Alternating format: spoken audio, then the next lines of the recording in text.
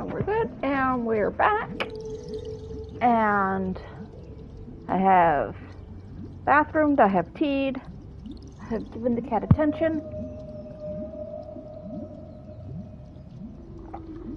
All right. Proceeding. We shall proceed.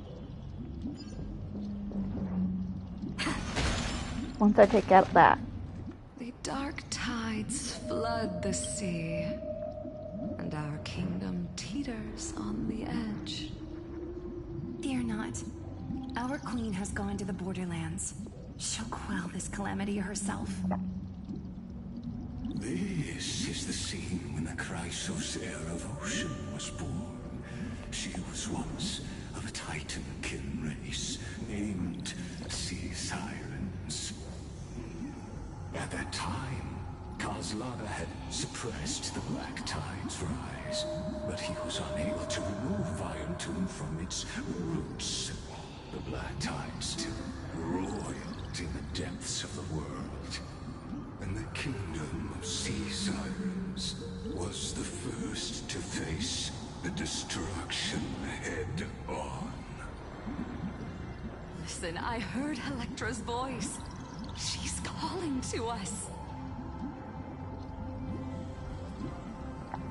Let's go. Her voice carries the queen's command. A little disappointed the Sea Sirens just look kind of normal. Oh, hello. I see you, Buck.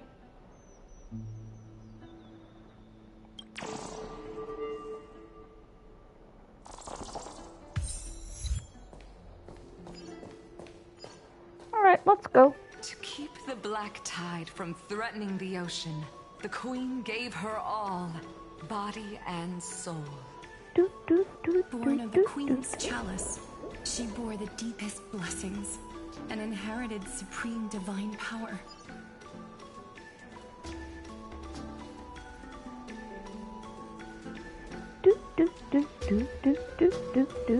I mean, this is why little Ika makes all these sounds, because this is kind of what he's made out of.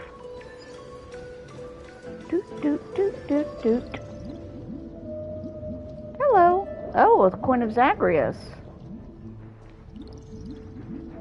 My sisters, you're finally here. Of course, Electra.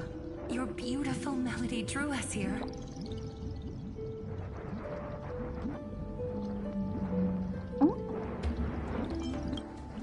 Her true name is Electra. This is a reflection of her former self, clinging to the past with aching defiance. The Queen summons us. She must be near exhaustion. The Black Tide will soon enter our borders. Then what do we do? Will our seas fall to darkness and terror as well? Don't worry.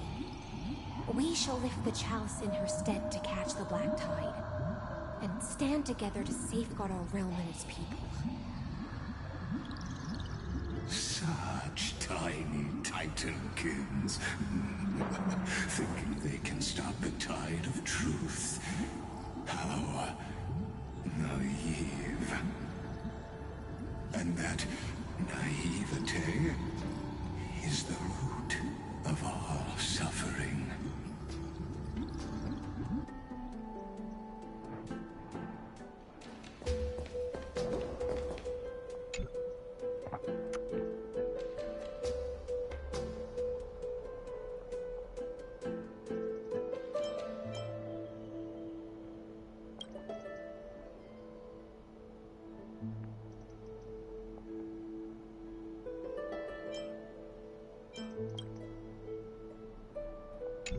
Come on.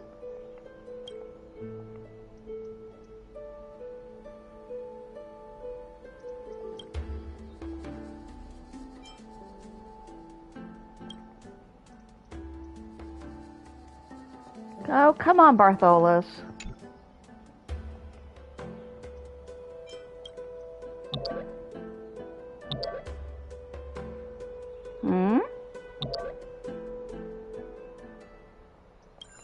Oh, there it is.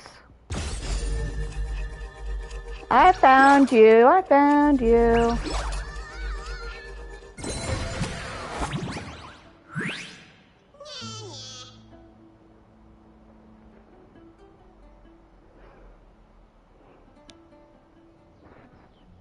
You know me. I always find the treasure.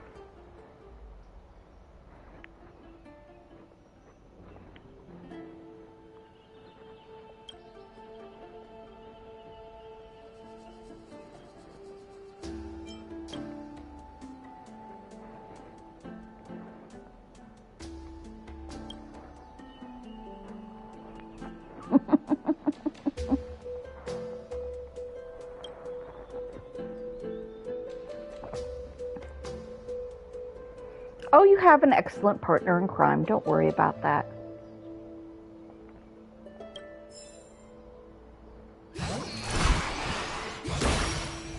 But thank you.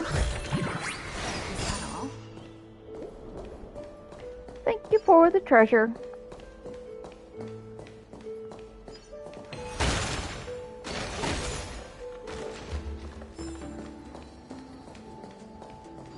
Oh, hello.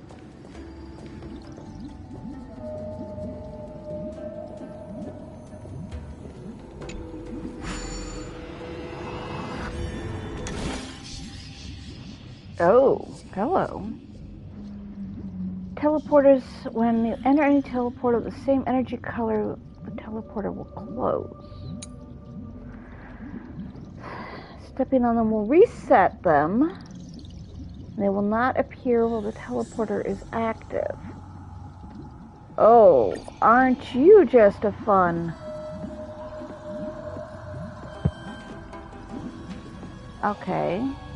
1, 2. Okay, so we got the easy one. Alright, so that was, this is how this works. Okay. Can I get through here at all? I guess not. Okay. Now, which way am I going? Hang on. Ah. Right. I forgot about these. It's been a while. Like, a couple days, the but... Queen's palace lies just ahead.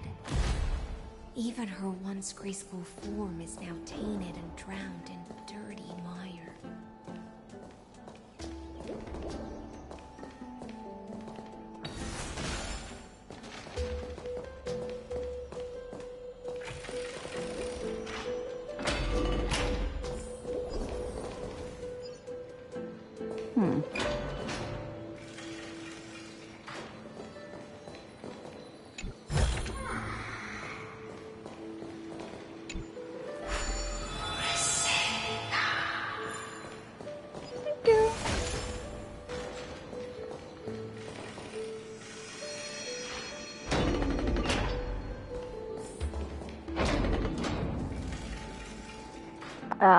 Time shenanigans.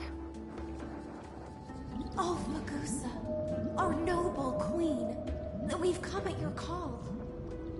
My little fishlings, you swim with such joy. It pains me to speak of the kingdom's sorrow.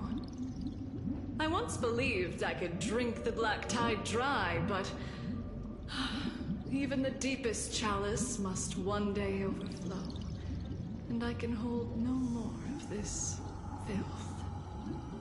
Mother, worry not. We're all children of the sea. Let us bear your fate together. We'll take up your mantle and drive back the black currents. We'll mend your sacred chalice and take in the cursed filth. My little fishlings, when the spear of strife falls, you may retreat in peace. I promise you, on the surface, the city-states will hold a feast without end in your honor. This is the last gift I can give you.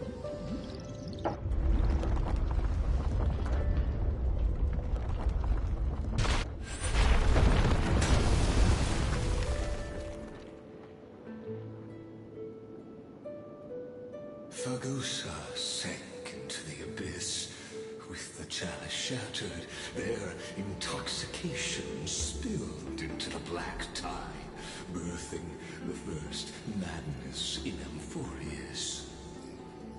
Sea sirens followed one after another, hunting for the Titan's fragments, until their flesh decayed and their bones crumbled, all for the promised final feast. Keep watching, but tread carefully, for the stage ahead is crumbling with age. Just like her shattered fate.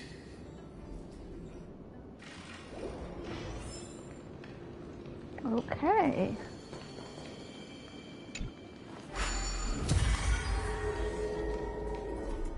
Bigger prayers, thank you.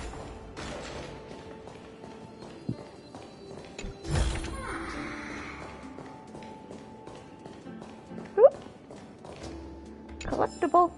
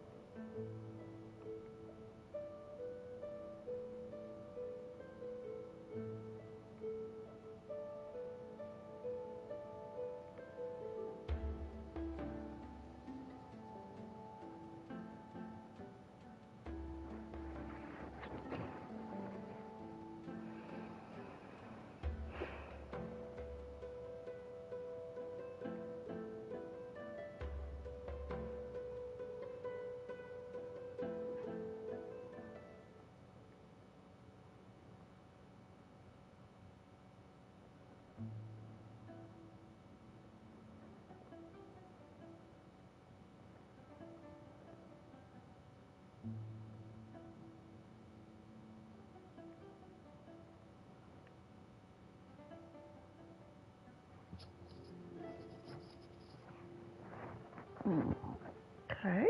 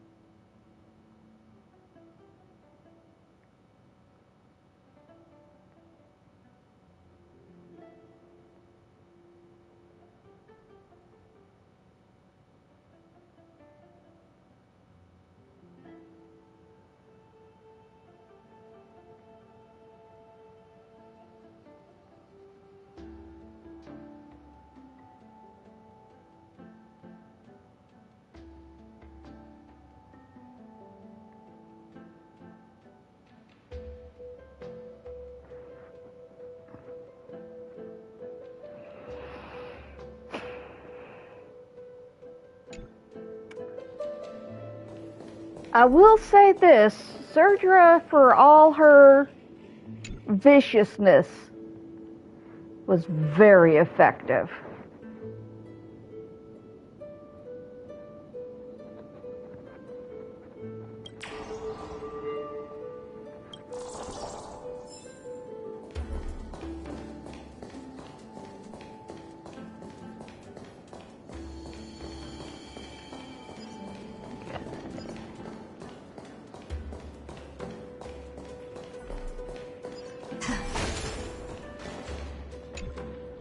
Alrighty.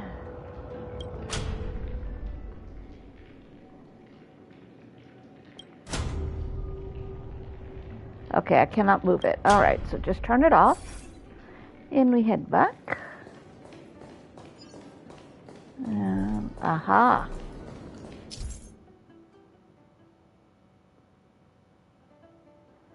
Pause time in the area around it.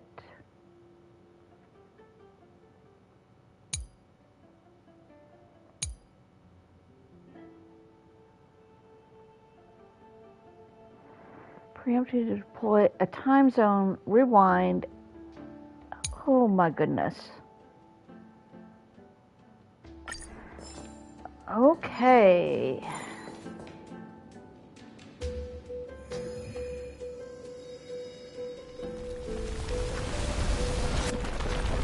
The Chandelier still getting ready.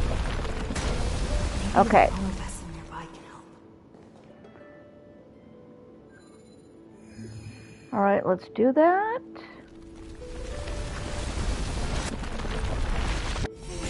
Deja vu. And we bolt over.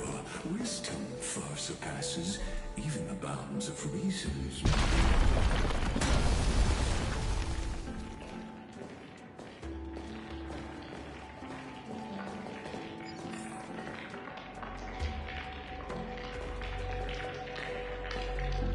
Okay.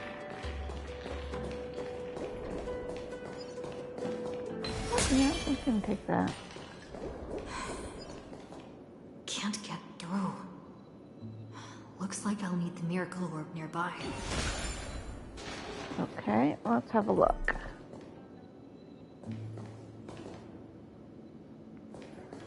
Well, let me have a quick look around. See what I have here. Like a chest.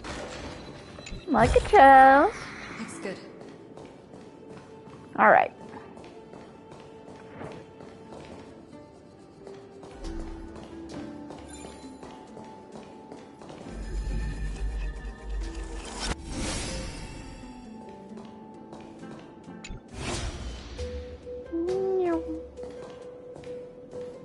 Alright.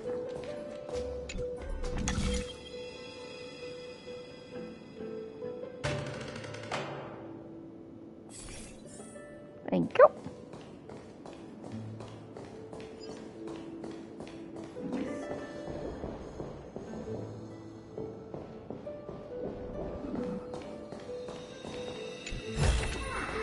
Is that all?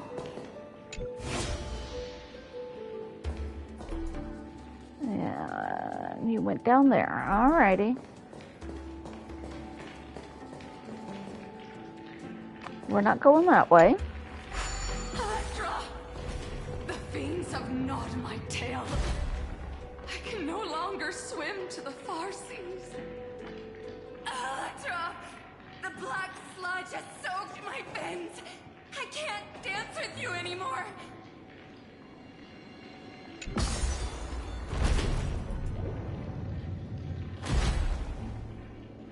Okay. So we've got one of those.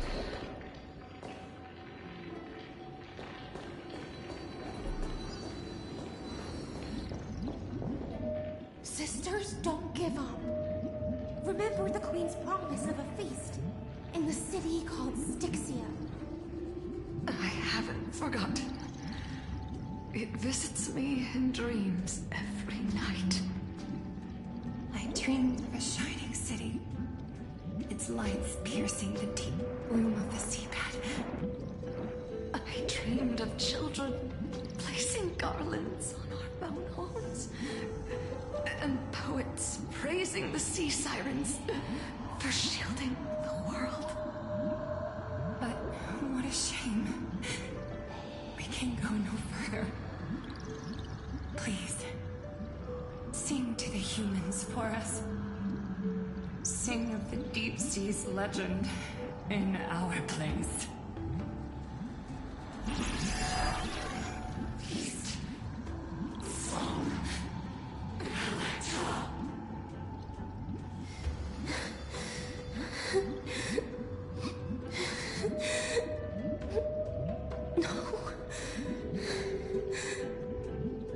The sea sirens were tainted by the destruction. Their flesh rotted away. They became the black tide creatures of this cycle. Farewell, sisters. I'll finish this last task, then return to prepare your feast. And so, only one sea siren remained among the seafloor. High seamans, swimming alone through the seas, burying her kin, and searching for the fragments of the chalice of plenty. Though most of that journey was in vain, why not use the power of time to leap ahead toward the journey's end? To reach the spirit basin, I'll need to call upon the power of the chrono vessel. Okay, hang on. What do we got here? Oh, just enhanced prayers. Okay.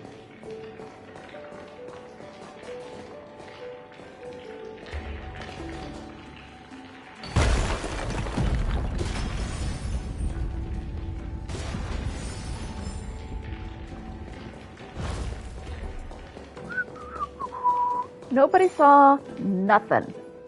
Nobody saw nothing.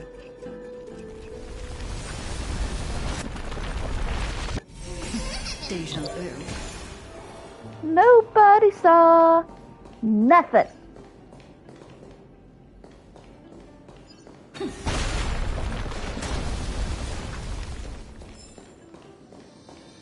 Hello.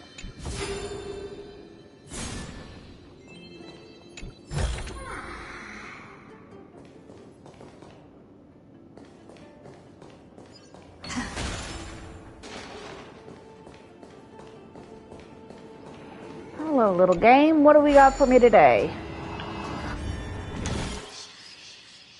Okay.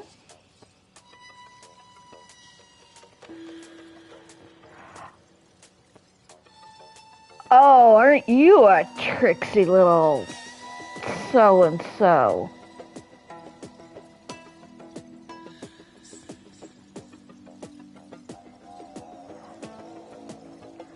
All right. 6 steps.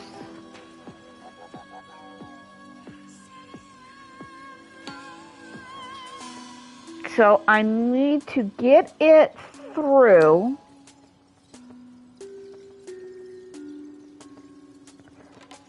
Reactivate the gateway, then stop on the blue. So 1, 2, 3.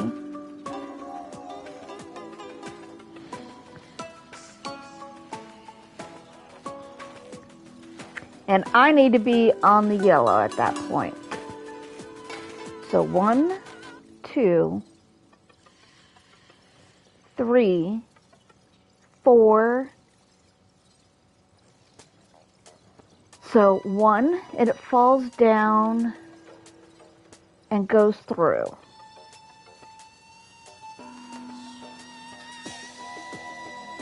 2, it moves over. 3, it goes down. 4, 5, 6. So 1, 2,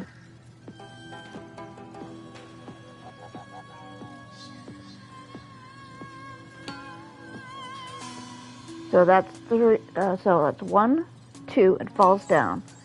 3, 4, 3, 4, 5, 6.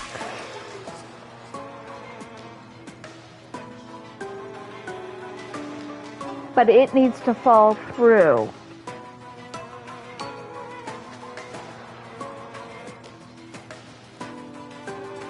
And stay there. But I have nowhere to move. Yeah. See, that does that.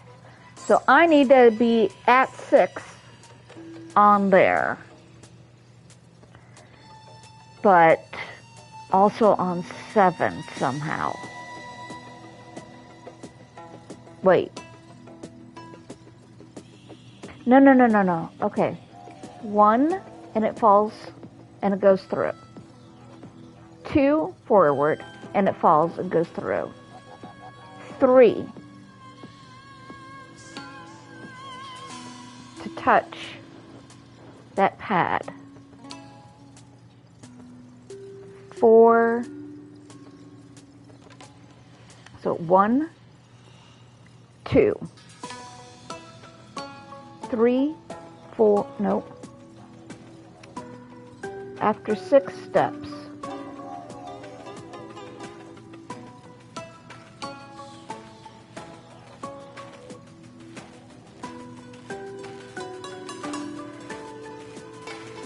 Okay.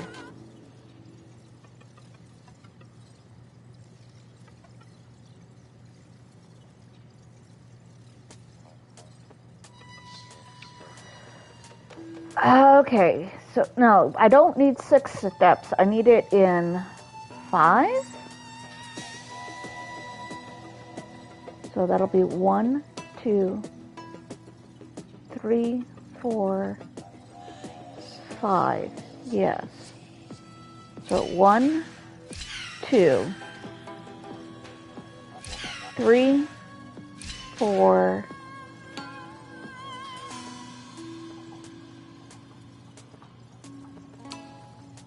5, 6, 2, 3, 4, 5, 6. There we go.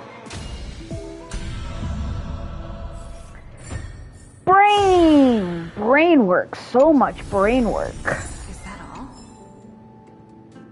Okay.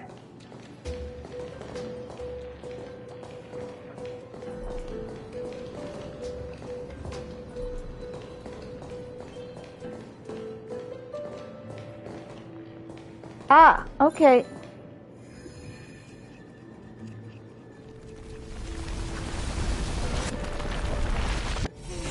Deja vu. Pardon me. Heading down.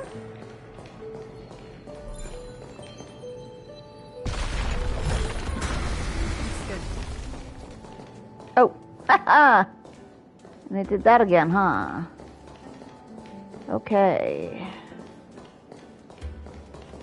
Can we?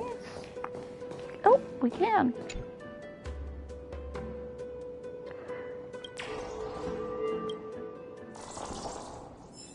You're nimble and I can turn back time.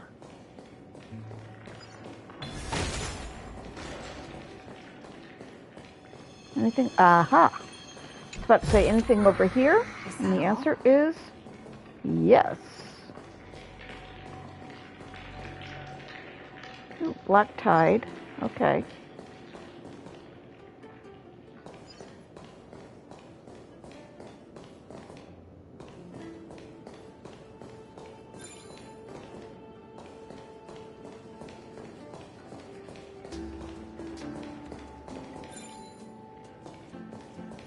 Okay.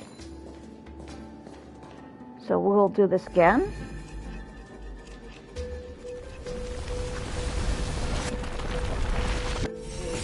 Deja vu.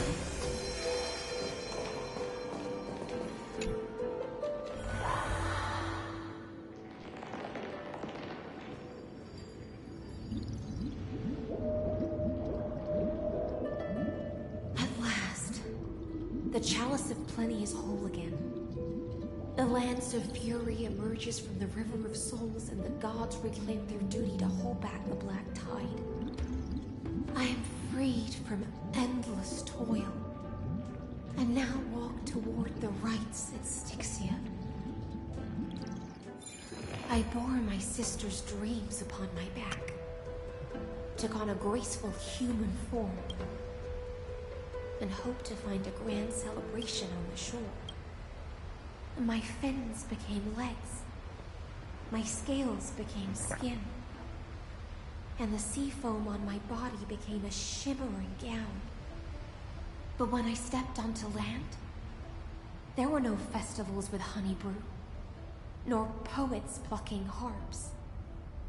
Only silent death, drifting gently along the River of Souls. When she fulfilled her wish, she only found Styxia to have already repeated the mistakes of previous cycles, and was swallowed by death. Hopes and promises are nothing but the foam of dreams.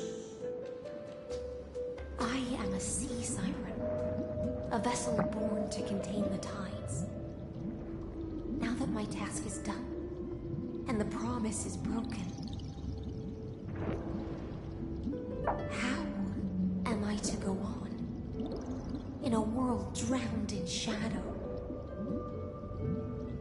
Fagusa, my noble queen. She evaded my questions with drunken stupor. She told me a grand feast awaited me in the surface world. So I wandered lost, groping through the dark. The feast she spoke of. Where is it? Lonely Blade, I shall grant you everything you seek. I was about to say, so this is why Cedric keeps throwing feasts? She's doing it because Hycelins was promised feasts? If so, interesting. She's keeping the promise that that Fagusa told Hycelins about. Feasts and honey brew and songs. Okay. Okay.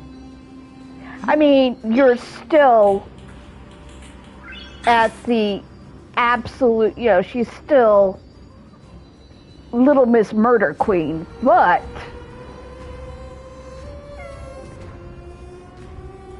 what was that? We support women's rights and we support women's wrongs. I can support Serdra's wrongs. I mean, she evil, but she lawful.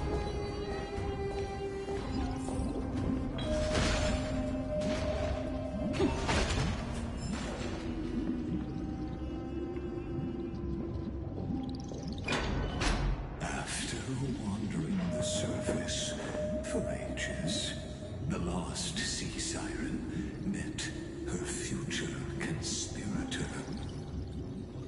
You quelled the wars alone and forced strife into retreat. This swordfish that commands thousands of legions, whom does she serve?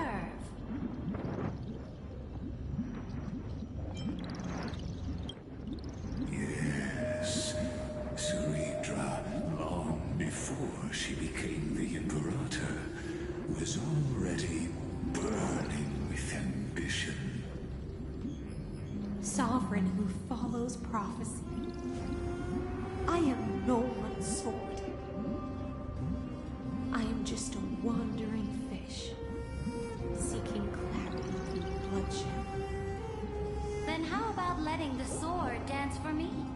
And letting the violin sing in my name? Tell me, what is it you seek? All I want is a feast where I might belong. Such a demand is trivial with the Sovereign's authority. I'll grant you a banquet worthy of conquest, and comrades to toast beside you. But Knight, you must offer me your heart. My heart? Yes, a loyal heart that will generate no betrayal. You were deceived by gods and drowned in the ocean's darkness. But now, I will lead you forward and be your light. So be it, noble monarch. The law you proclaim shall govern my every breath. So be it, noble monarch. I am simply becoming someone else's vessel once again, and accepting a duty given to me. And thus, in her hollow drift, she finally found a new purpose. Like sunlight piercing the deepest trench.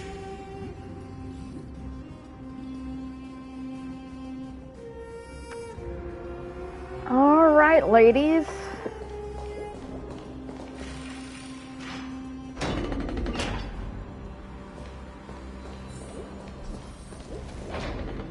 And see, like, this is why you failed against Surgeris, because you don't understand loyalty. You have no concept of how loyal people can be to each other.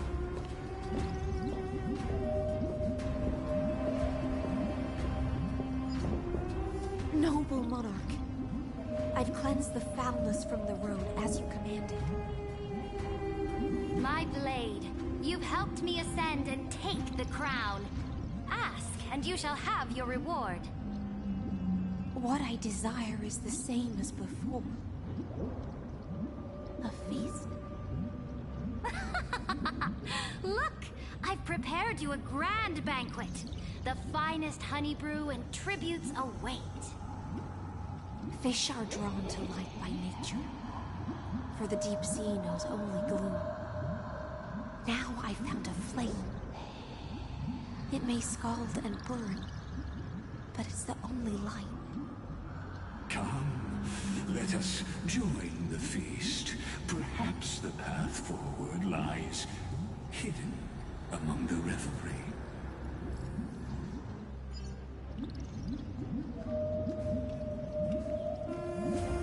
Let's see. Alright, how many butterflies do I need to find here? Bugs. 10. And I've only found 3. Okay.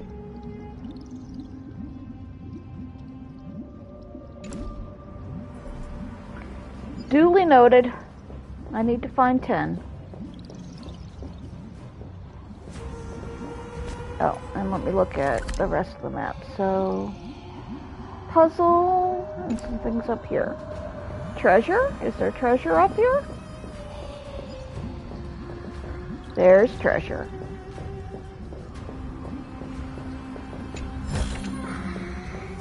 Thank you for the treasure.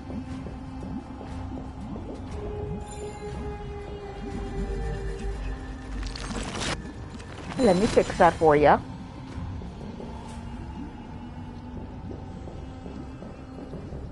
Grabby, grabby. Oh.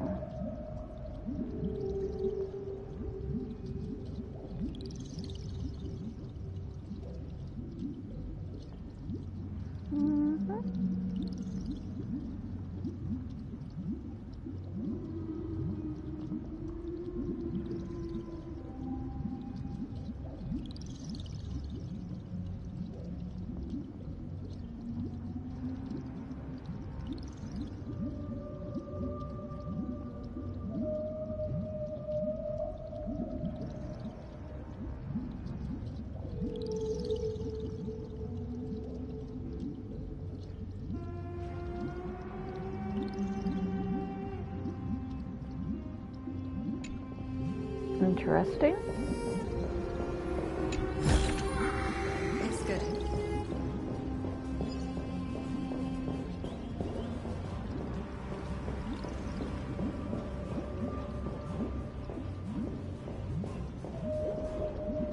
Hello, you.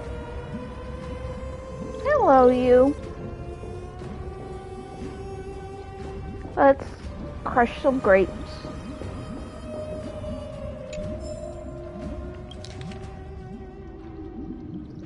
Honey brew and personality.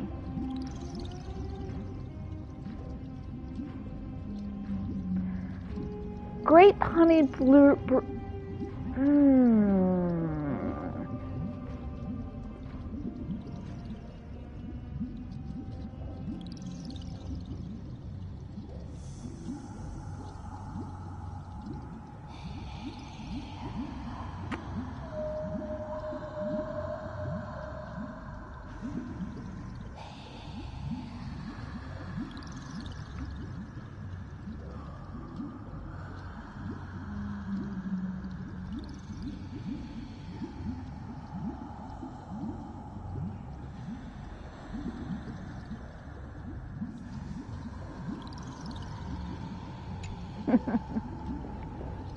Hello. How are you?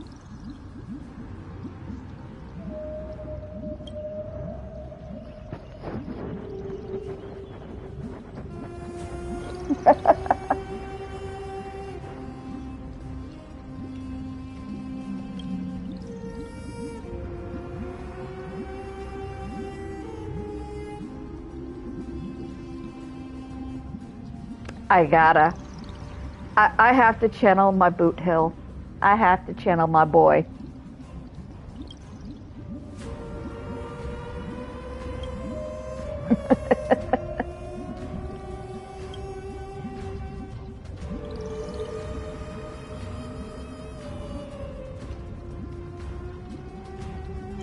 As expected.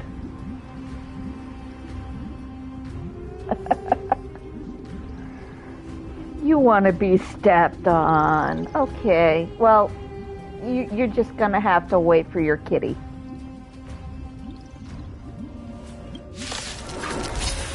Oh, or not. I can...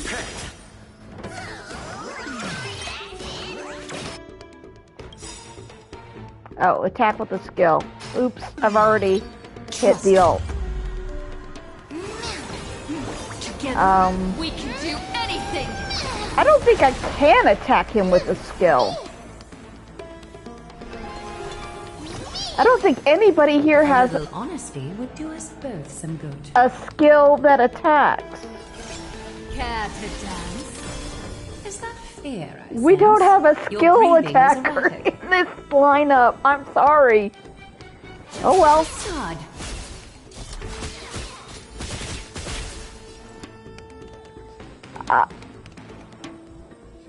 I don't have a skill attacker. I'm just going to have to murder you. Okay, thank you. That I can do. I've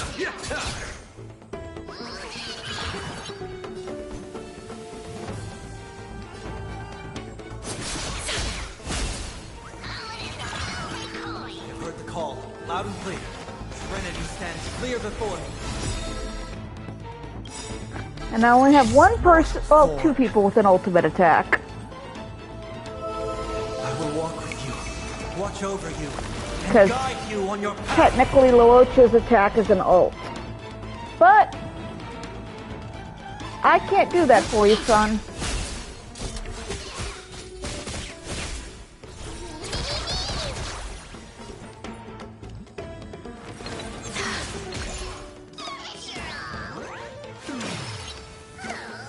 I can't attack you with a skill. Countless threads, all within my grasp.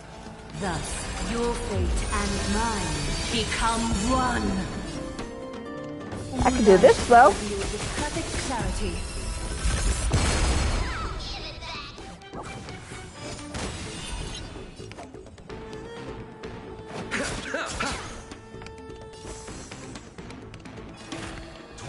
Down, I bid you farewell.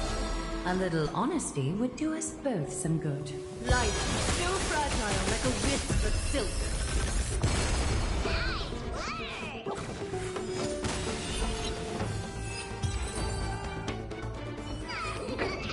Reach the end of the story in your own way.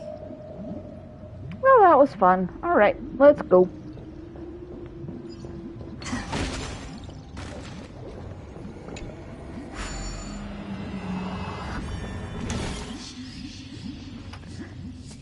Oh. Okay. Okay.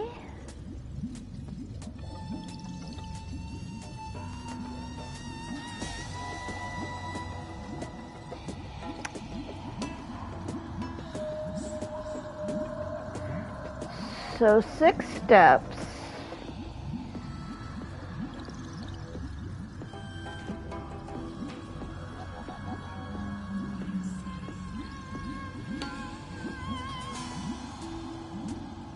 And I will need it to come down. Okay, good night. I need to figure this out.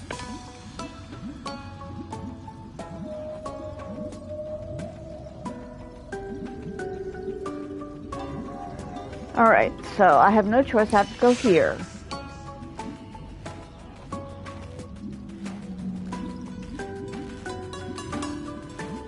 Two, 3.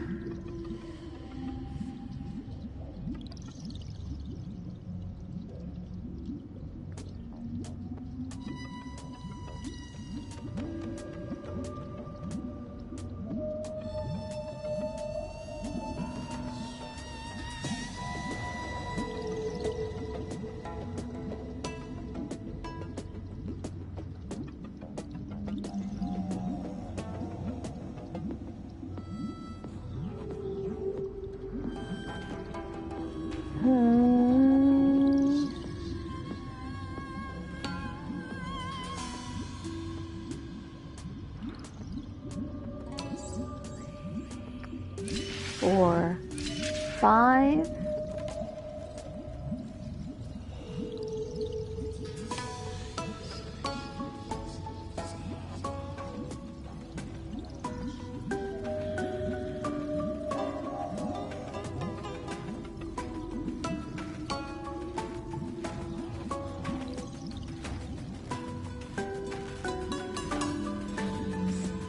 Six, 7.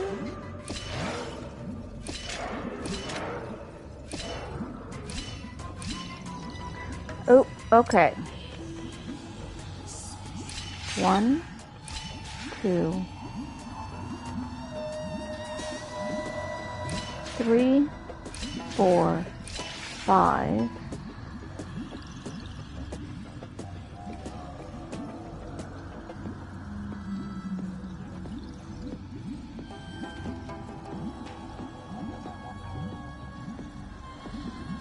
Six. 1, 2, 3, 4, 5.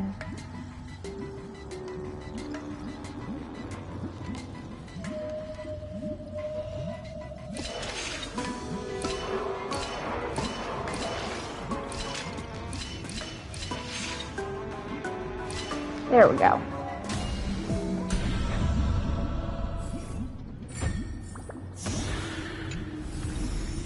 Is that all? Have you heard that the Imperator's about to begin a new campaign? Her glory will no longer be bound by the borders of Emphorius.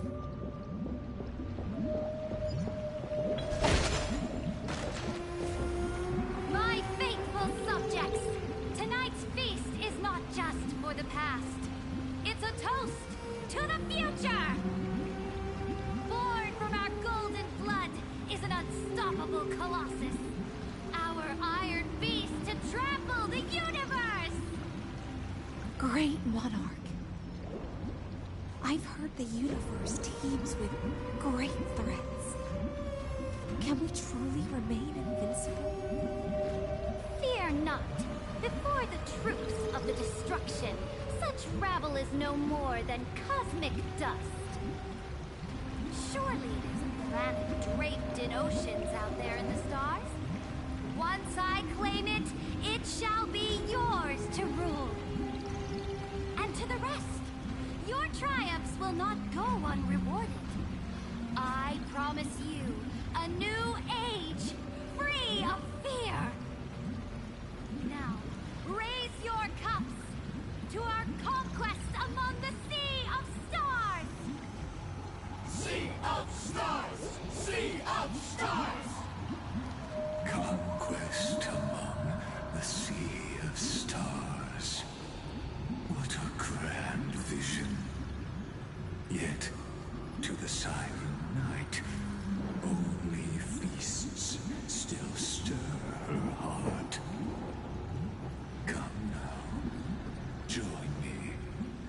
witness the end of this futile dream.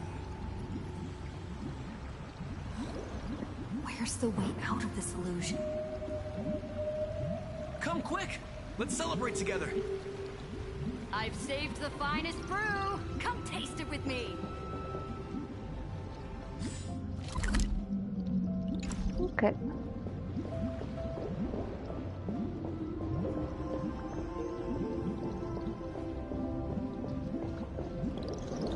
Right back to where I was. Noble knight, you are truly a blazing spark. It is my honor to share this banquet with you. Noble knight, you have earned victory with your blade. And you have every reason to revel in this moment of triumph. Let me pour you a glass of honey brew. Noble knight, with the sovereign now enthroned, this triumph is yours as much as hers. Let me raise a toast to you. Noble knight, your strength is boundless. Lead us to conquer the universe, and let us toast to that vow! Then drink we shall. Raise your glass.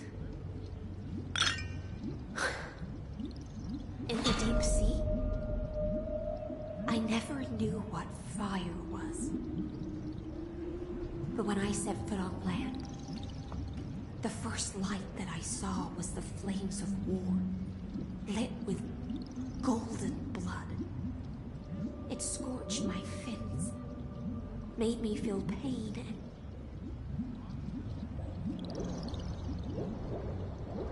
ignited an unprecedented hunger. A hunger that flickers in every hero's heart. So bright, yet so blinding. Look! The monarch herself has taken her seat! Hear that? The court sings her praises! Come! Join us and praise her glory.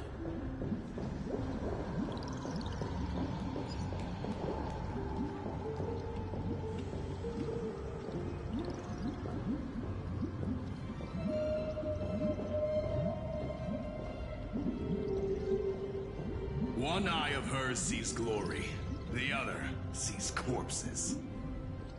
And yet, she cherishes the name of glory more than fear and death. As they say, the coward died 1,000 times before his end. But the brave face death but once, which gods stand witness. On the eve of war, we sang our hymns and set our sights to sail beyond the stars. The legions will climb aboard the beast, riding it like currents across the cosmos. Planets after planets flew the flags of her crown.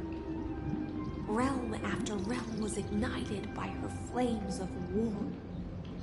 As the final resistance fell silent, a vast empire rose from among the stars. And this small pond at last embraced prosperity and peace. That's how the story ends. Tell me, visitor, in this dream, did you enjoy the show?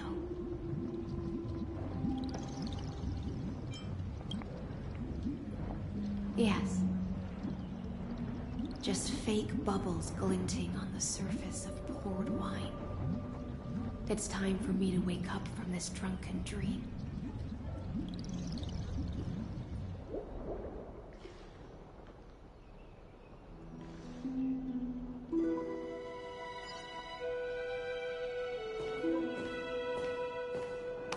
What is the,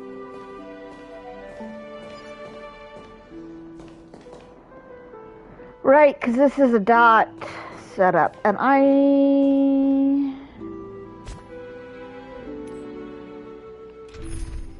well, I have electric, so that should be alright. Let's wait Locha? and see. A day of Sunday? peaceful repose. Since I don't have Hessilins. Cut away the heart of strife. That which is seized must be repaid. We can do it all. Underestimated you.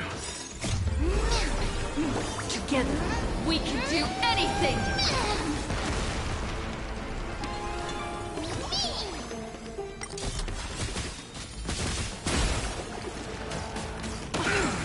The way is fraught with difficulties.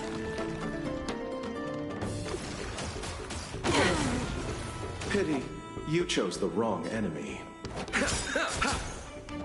Is that fear I sense? Your breathing is erratic.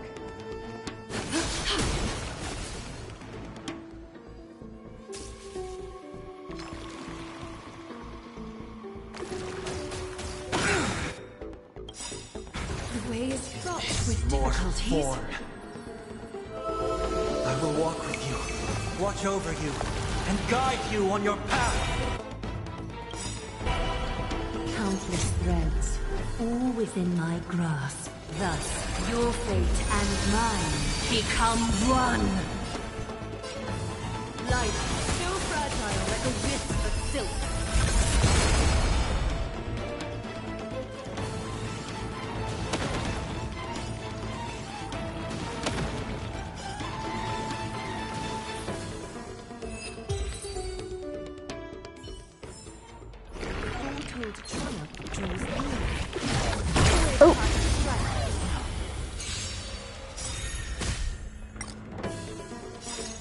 The dead will return!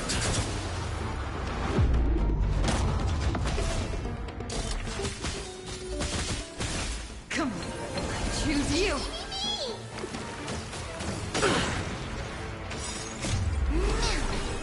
Together, we can do anything.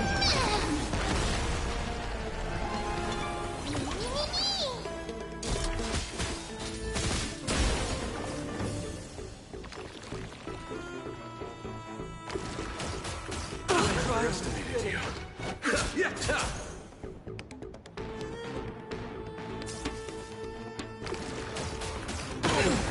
The way is fraught Receive with difficulties. divinity.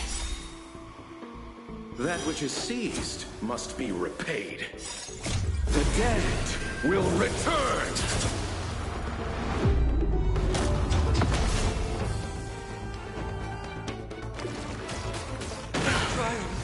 Just a facade. Tormented doubt, I bid you farewell. I will walk with you, watch over you, and guide you on your path. Thus, your fate and mine become one. All life is revealed with perfect clarity.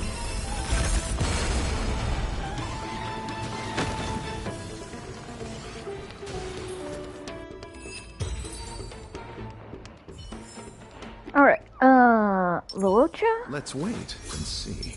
A day Sunday? of peaceful There we go.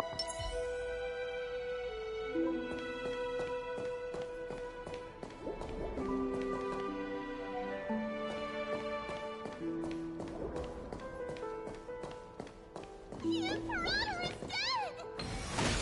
The Imperator is dead! The Imperator is dead!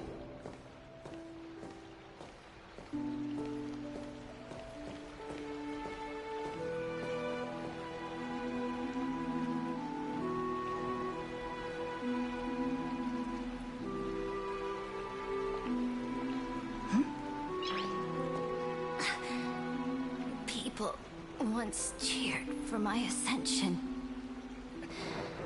And now they cheer for my fall. The cosmos. The battlefield that I cannot reach.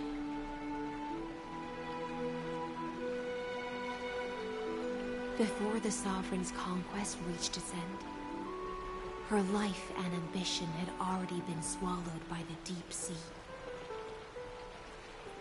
This is the true ending. Her grand designs torn apart by the blade.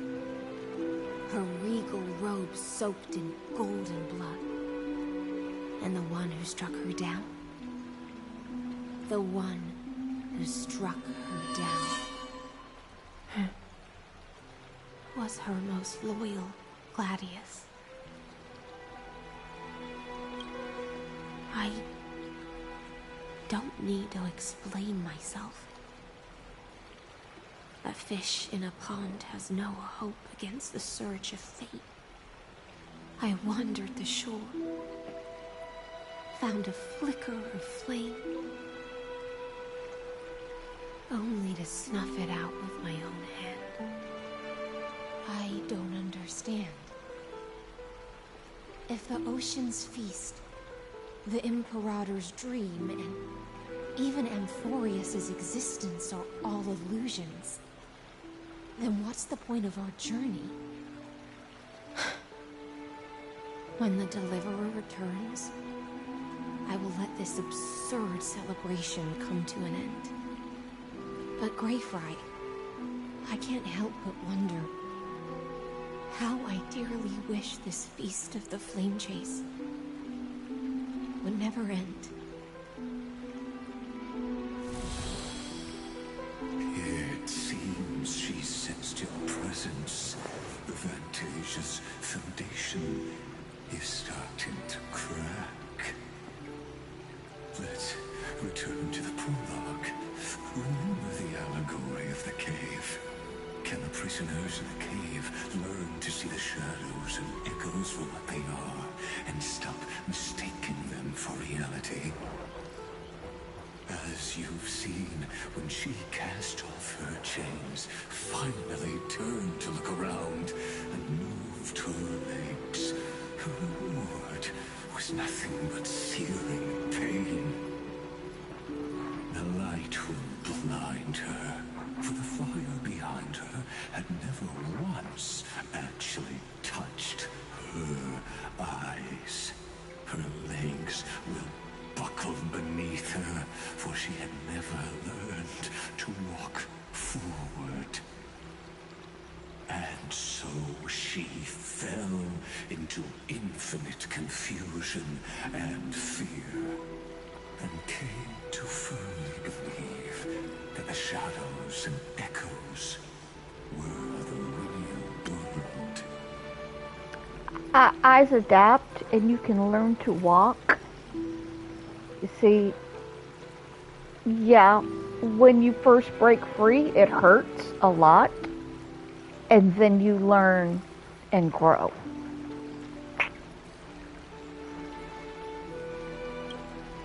But we in the cosmos, are we truly any wiser than she was?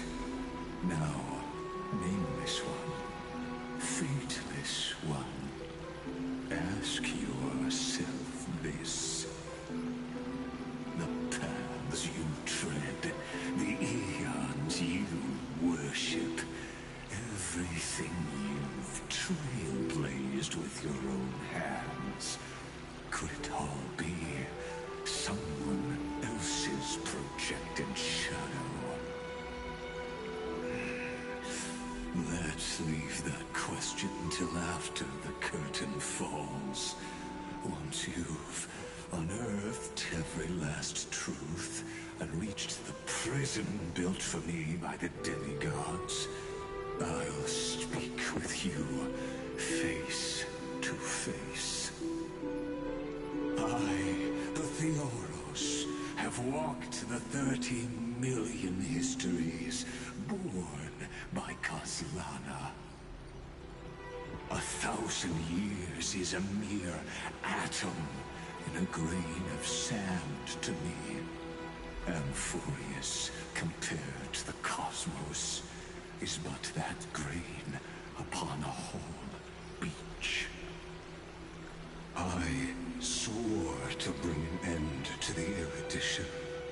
Would I really let a single grain grind down my mind? But it did. Please use the power of time to open the gate to the ocean's depths. Go, find the prison warden tormented by loyalty. Find her, step into the world's vortex, and once there, end everything between us. That palace reflects the heart of the demigod of ocean. Intoxicated, stagnant. There, you'll witness the true beginning of the saga of deliverance. An ugly history, long buried by tides and shame. A staircase of apotheosis that the Imperator forged with the golden blood of 500 human sacrifices under the pretense of conquest. I'll wait for you at the heart of the world. But to reach the place, you must find the prison warden, lost in her stupor. Beyond this door lies the path to the vortex of Genesis. Okay, hang on.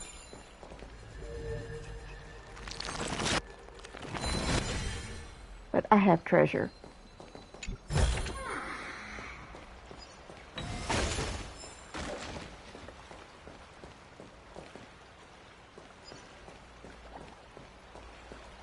Oh, and a tree. A treebie? There's a treebie here? A treebie I can't interact with? Aw. Hello, treebie. Oh, we have many treebies. We have lots of treebies. We have treebies all over the place.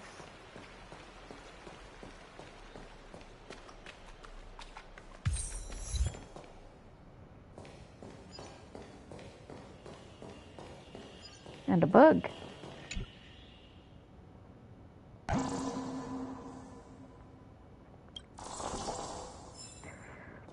Alrighty.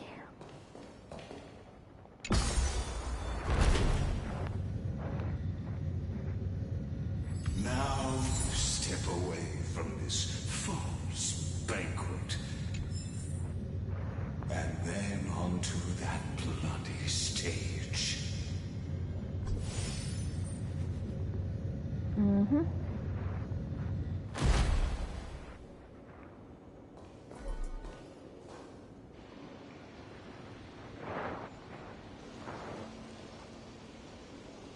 The palace that worshipped the ocean, the sanctuary connected to the vortex, was also once the battlefield of the first flame chase.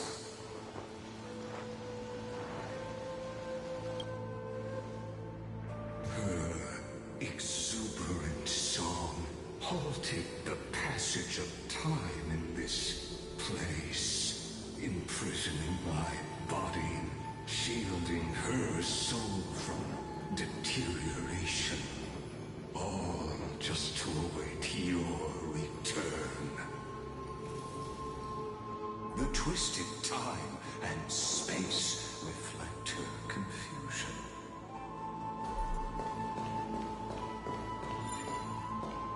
It's the Deliverer! The Deliverer? And so, the Imperator's crimes were veiled. Sweetie, I was listening.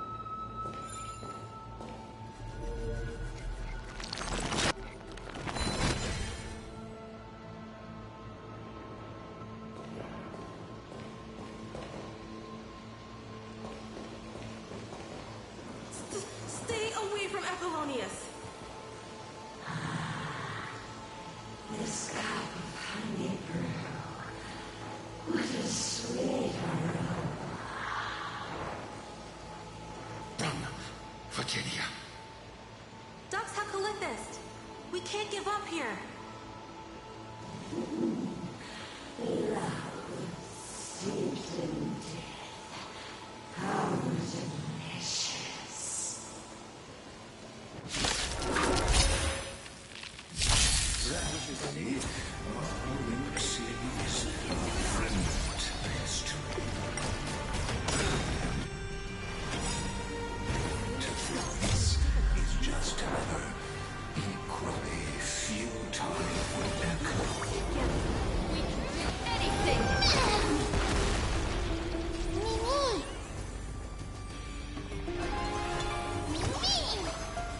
Care to dance?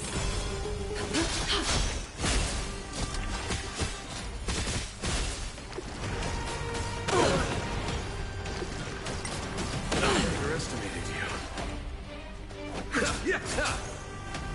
I've heard the call, loud and clear. Serenity stands clear before me. Is that fear I sense? Your breathing is erratic.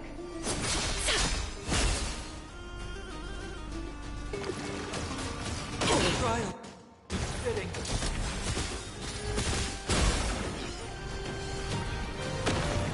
Don't worry, I'll do it.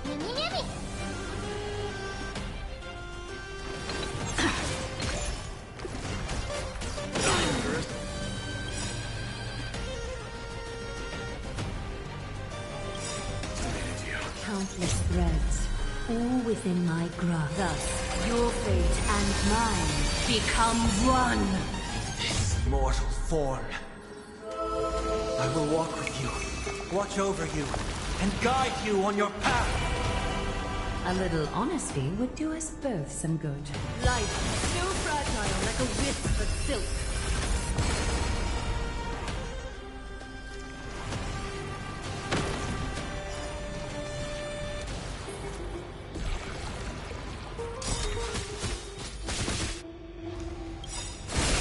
Trust me.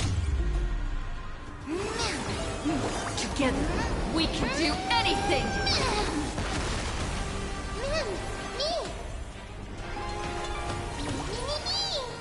A bit too much commotion for my taste. All lies should be revealed with perfect clarity.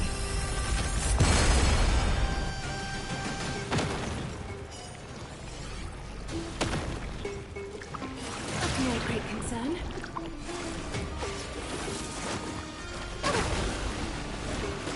Is this how it feels to be in sync? Don't panic. I'm still here.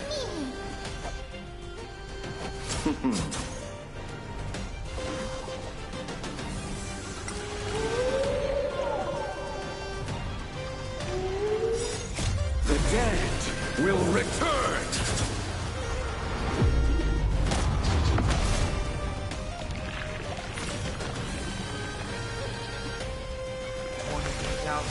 Bid you farewell. Life is so fragile like a wisp of silk.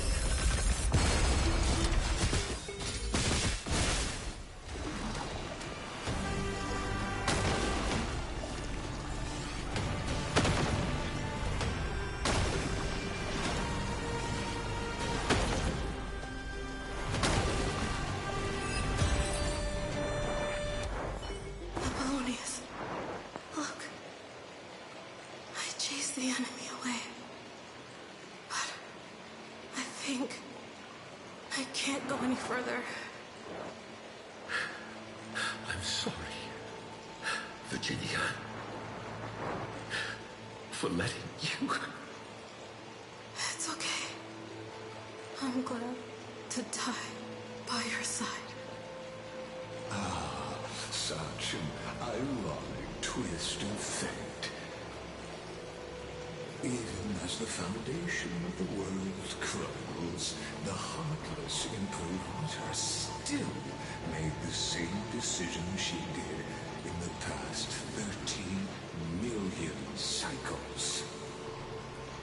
During the first Flame Chase journey, the Flame Chase Legion stormed Styxia.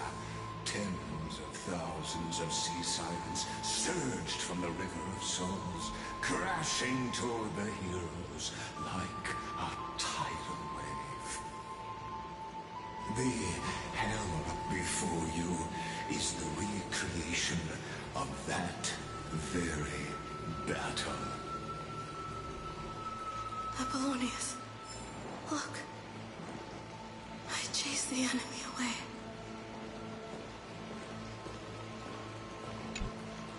There is a letter I never got to give to you. Let me read it to you. It's my final poem. The shadow of a tree frames the sage's back. Like a boulder bearing the rings of time. The bird's song is a whisper of wind through the forest. But it cannot pass the fractures in his form. His weight presses down on the bird's wings and the stirring heart within.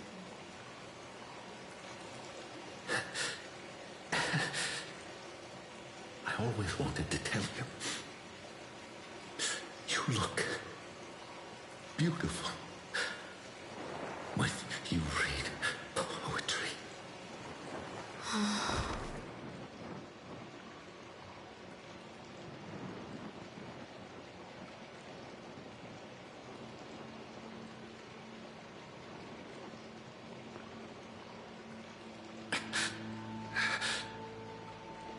Virginia,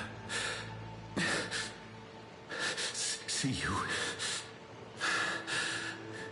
in the new world.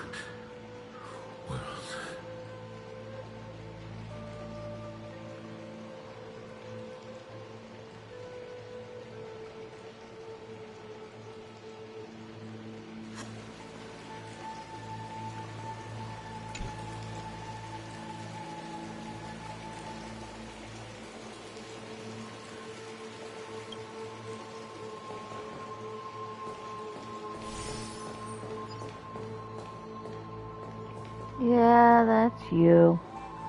The loyal dog. Where is she? Where's the priest?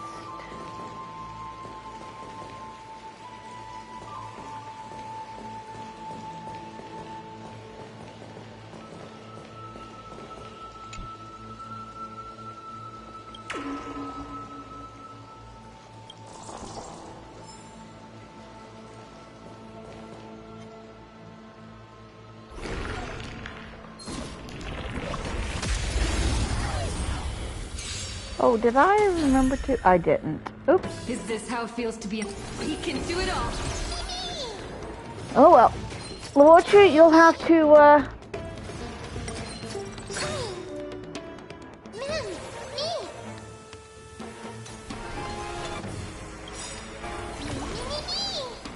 Trust me. Together, we can do anything! Being direct is always preferable. Time for resolution. Just a facade.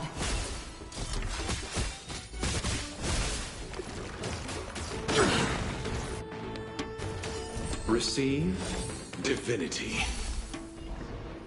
Pity, you chose the wrong enemy.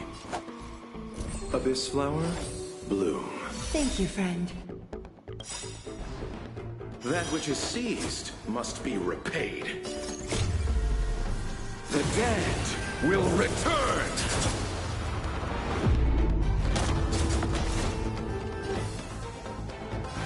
Tormented doubt, I bid you farewell.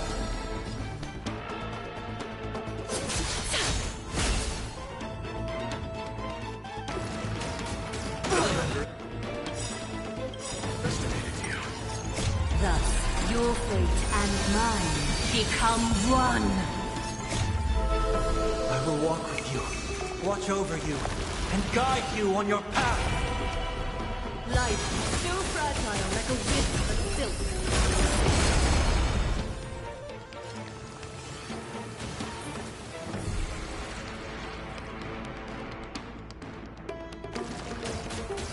Trial is fitting. All lies should be revealed with perfect clarity.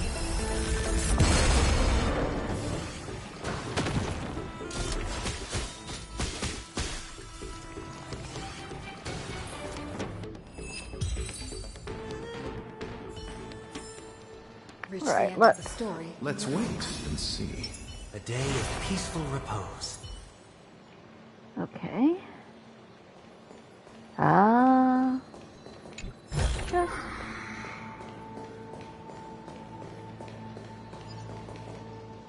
Don't see the priest. Oh!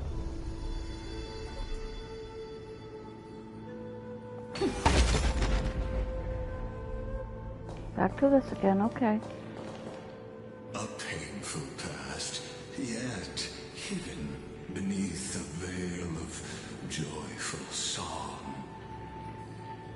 Ah, two discarding data clusters waiting for someone's return, it seems. Relive the history, then pass through the temple's waters and come to my side. I thought you were dead in the other one, but I guess Puppy lived a little longer than that.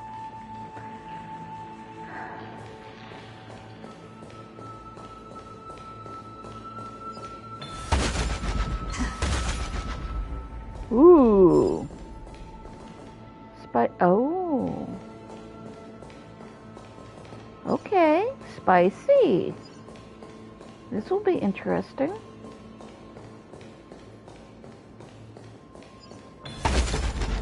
I love the boom, boom, boom, boom, boom.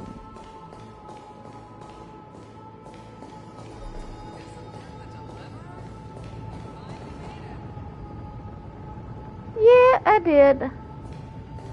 I was a little hung up. Don't worry about it. That which is seized must be repaid. We can do it all. Together, we can do anything.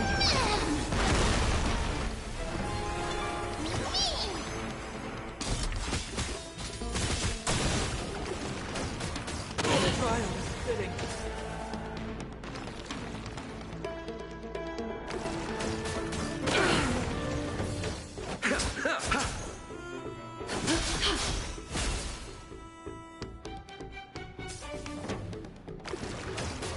Underestimated you. The dead will return! Torment you down. Bid you farewell. I will walk with you, watch over you, and guide you on your path. Thus, your fate and mine become one. All life is revealed with perfect clarity.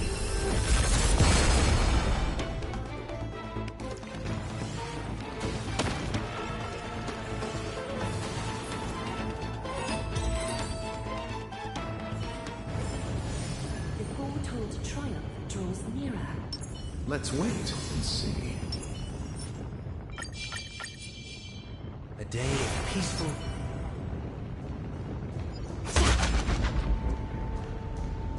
Cut away the heart of strife. That which is seized must be repaid.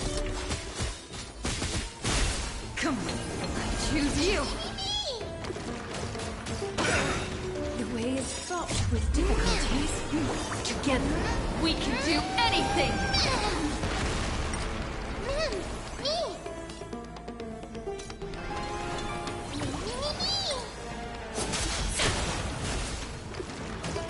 The trial is fitting.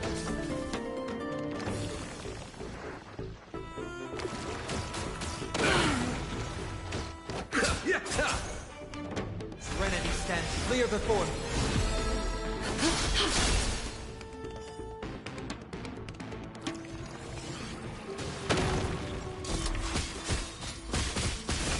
Trust me, you can do it.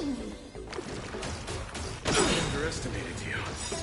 Thus, your fate and mine become one. I will walk with you, watch over you, and guide you on your path. Life is so fragile like a wisp of silk.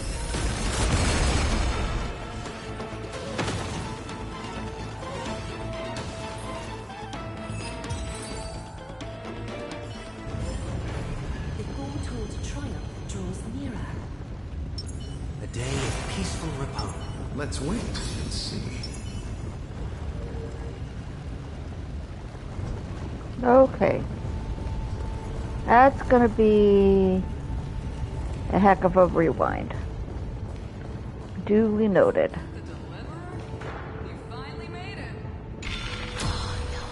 What a wretched way to die.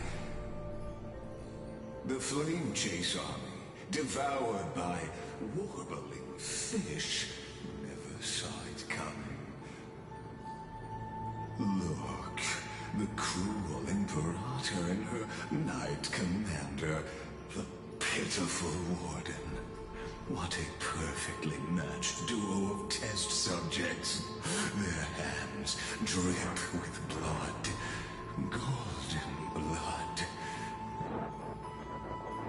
Raise the bridge and cross the river of fate. This path of the prisoner is far from over. Imperator! Imperator! Did you see my gallant deeds, Imperator?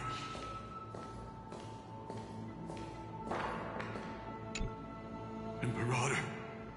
Imperator! Did you see my gallant deeds, Imperator? You fool! How could you still not get it even now? With her schemes, do you think she'd ever let us end up like this by accident? She knew how this battle would end from the start! That tyrant. I swear I'll kill her with my own hands. No. She wouldn't send us to die for nothing. She would never betray our dreams. Or Emporius. Imperator. I know I'm a fool. So I'll believe in your commands. To the very end. Take my life. And finish the conquest of the stars.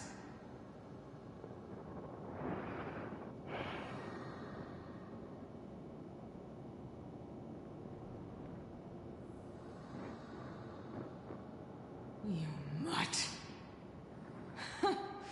Looks like I won't get my revenge after all, tyrant. Without me, your conquest is doomed.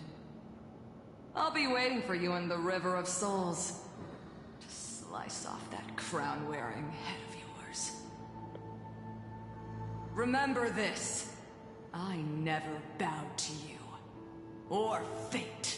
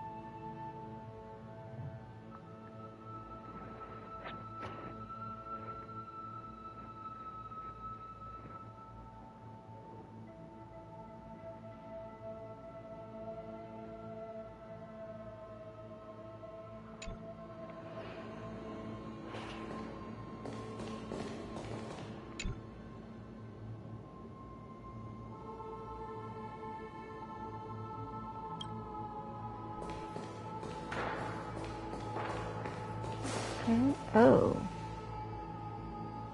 Hello, you. Alright, hold on. Cut away the heart of blood. That which is seized must be repaid. We can do it all. Together, we can do anything!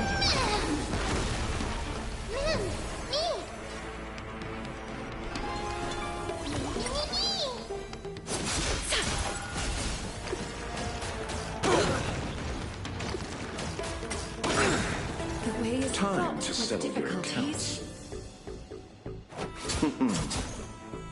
I will overcome the thorns. Serenity stands clear before me. Is that fear, sense?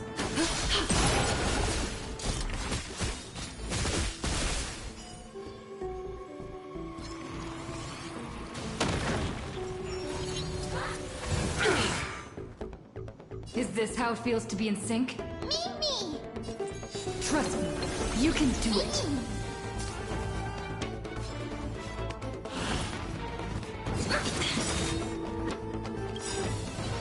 Trust me. Together, we can do anything!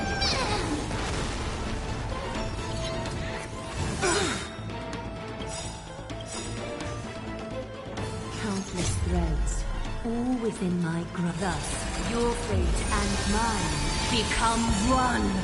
This mortal form. I will walk with you, watch over you, and guide you on your path.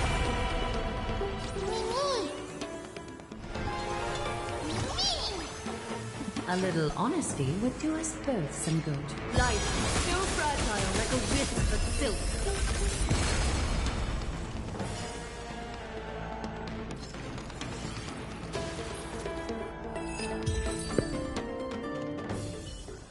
Do, do, Foretold triumph draws nearer. Let's wait and see. A day of peaceful repose. Alright, can we go this way at all? That answer appears to be... no?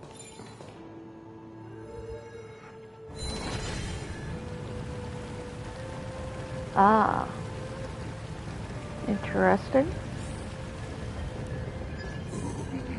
A sovereign and a sword at her side. There are countless counterparts across the cosmos. Most of their stories end in tragedy.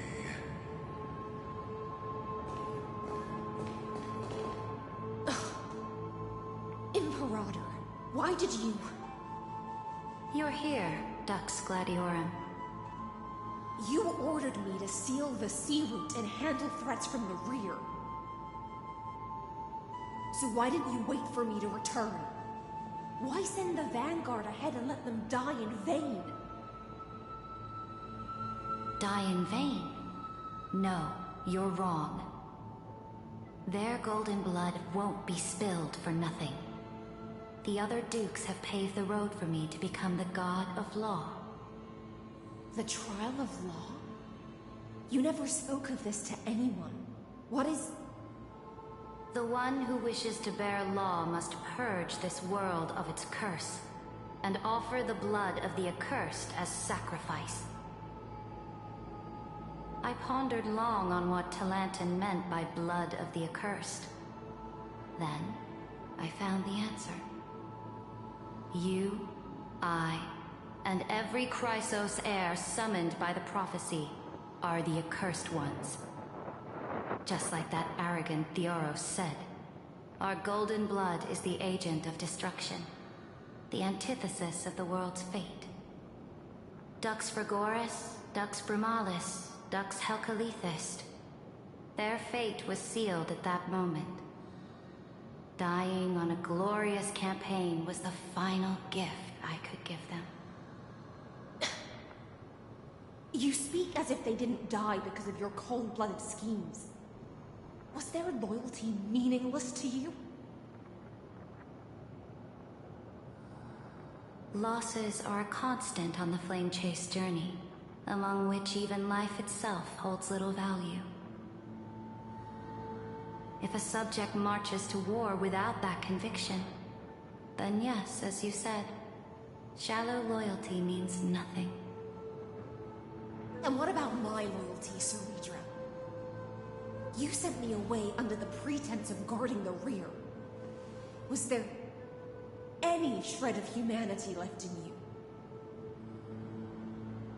Because you still have a duty no one else can bear. Only you can uphold Fagusa's divine authority. The choice is yours now.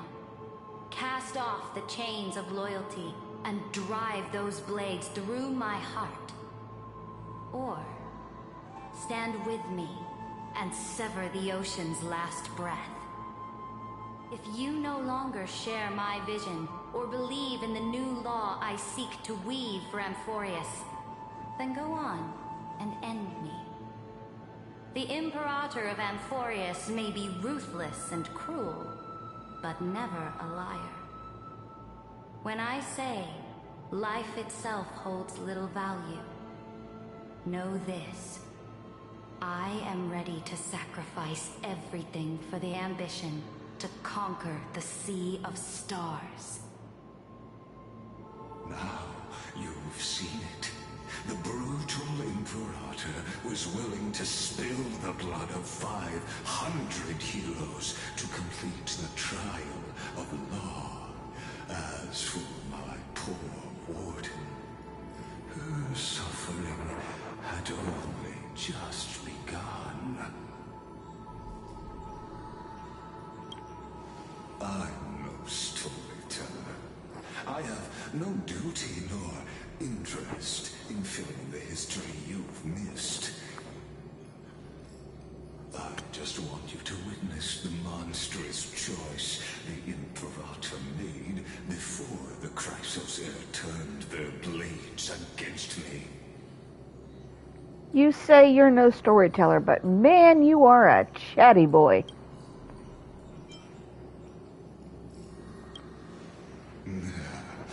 You jest. I gave up on using words to solve conflicts 2,000 years ago. But I won't squander a chance, not even a sliver of one. If there's even a crack in the walls of your conviction, then my victory is already assured. Now that the past is settled, let's turn the page and bring time back to the present. And dive deeper still, until we reach the very bottom of the abyss.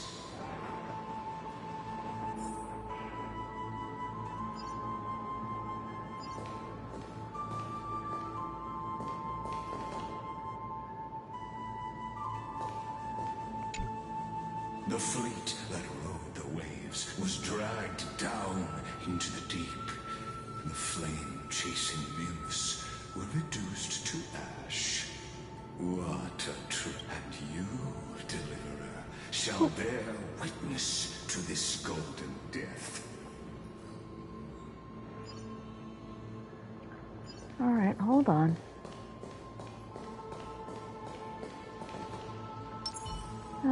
Aglaia, if you would please. Cut away the heart of That which is seized must be repaid. The dead will return!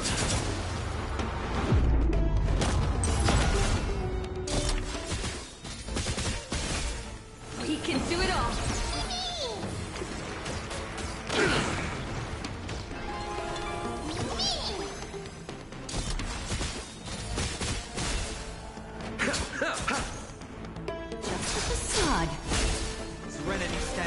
Before.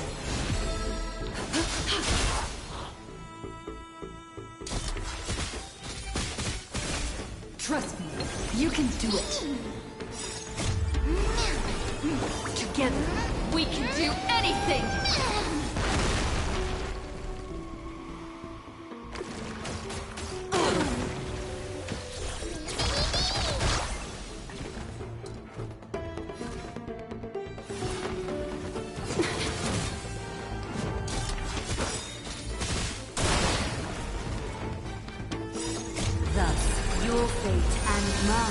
Become one. Life, so fragile like a wisp of silk. That was a teeny bit of overkill. Just a teeny bit. The foretold trial draws nearer.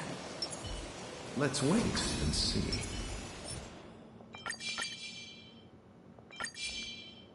day of peaceful repose.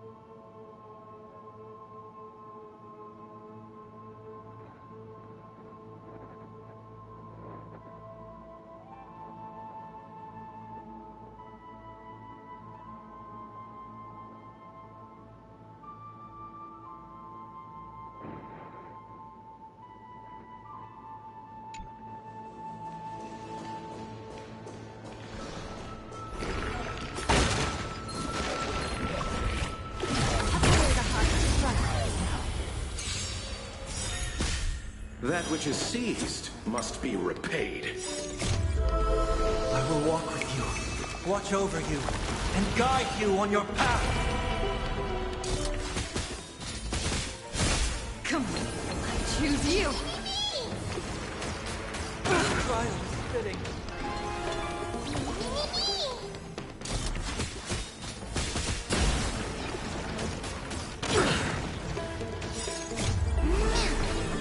Together, we can do anything! I underestimated you. Thus, your fate and mine become one. All life is revealed with perfect clarity.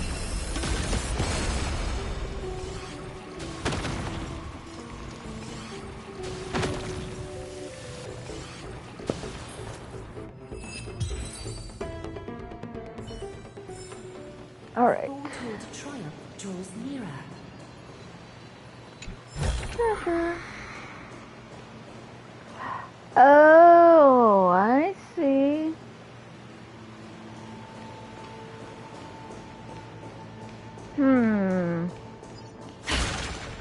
Aren't you going to be an interesting problem?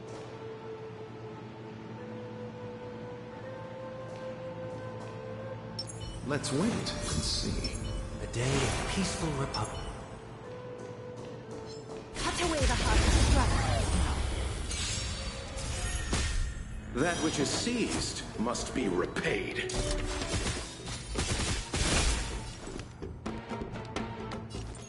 We can do it all! Trial. Fitting.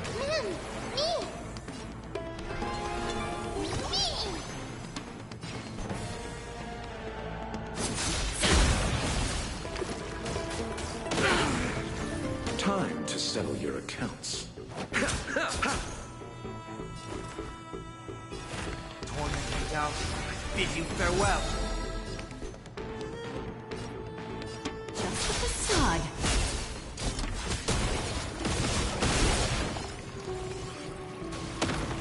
Don't worry, I'll do it. Mammy, mammy. Don't panic. I'm still here. Trust me. Together, we can do anything!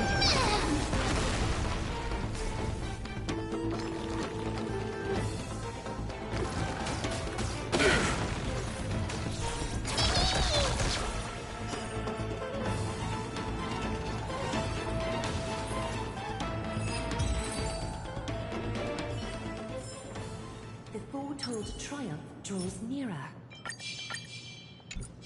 Let's wait and see. A day of peaceful repose. Okay, so there is no getting around any of that. Okay.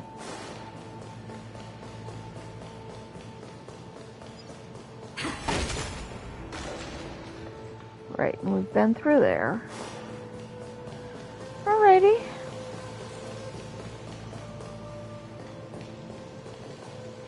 What am I investigating? The fleet that Oh. rode the waves was dragged down into the deep. Okay. You, deliverer, something. We've done this. We've done that. That's just... You can see it from more than one spot. Ah. Okay, you want me to do this from this side. Is the path ahead underwater? I need the Anaxagoras to bring back the chrono vessel from the past.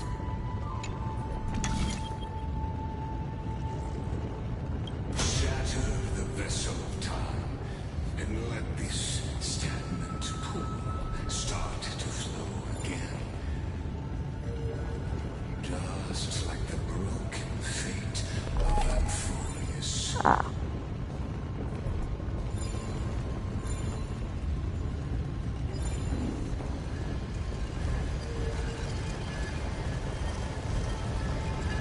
Okay.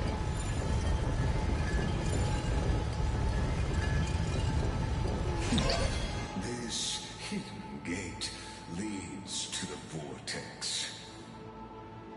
Hurry now. The time of our reunion draws near, Deliverer.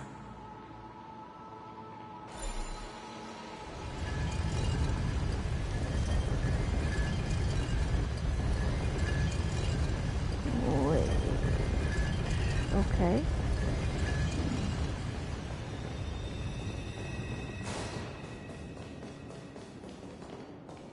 Ooh. Yeah. This cruel journey will reach its end at last. I just need to check something. Nope, that is still there. Okay.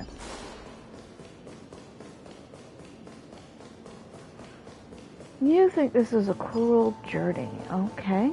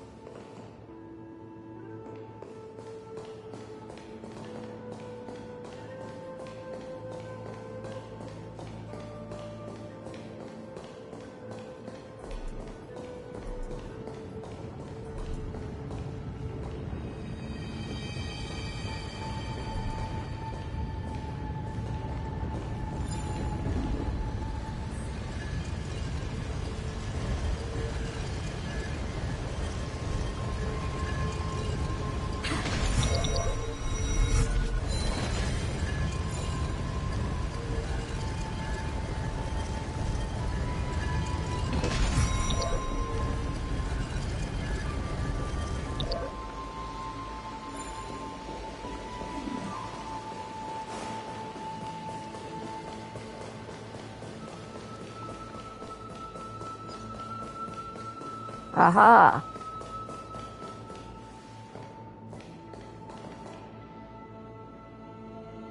Right, so now I can access the chest on the other side.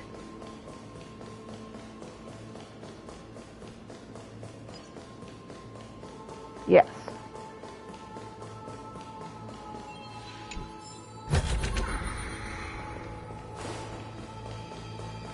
Oh, hello. I bet I want that.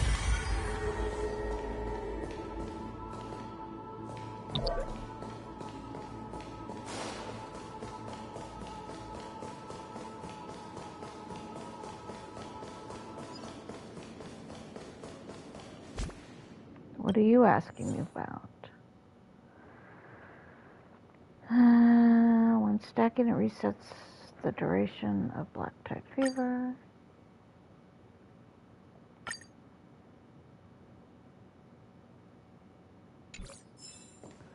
Okie dokie.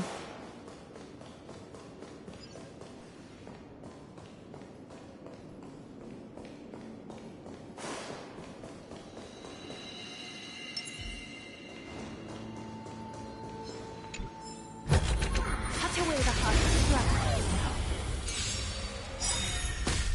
That which is seized must be repaid. The dead will return!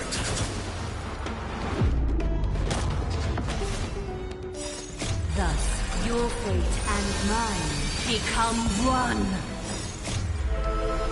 will walk with you, watch over you, and guide you on your path.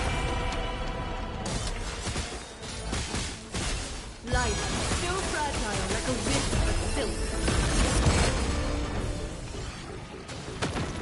Come on, I choose you.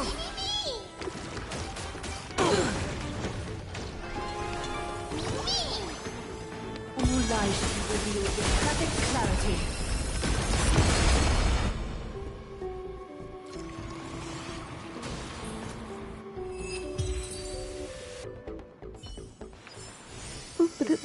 Oh!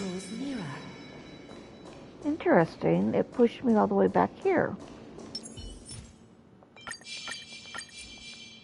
Let's wait and see. A day of peaceful repose. Okay.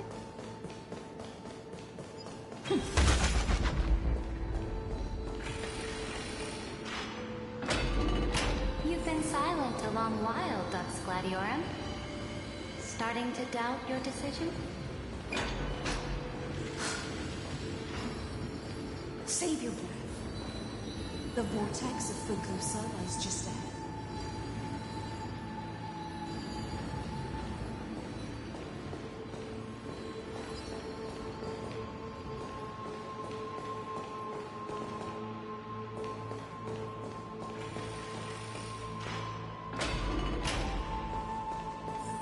Ooh.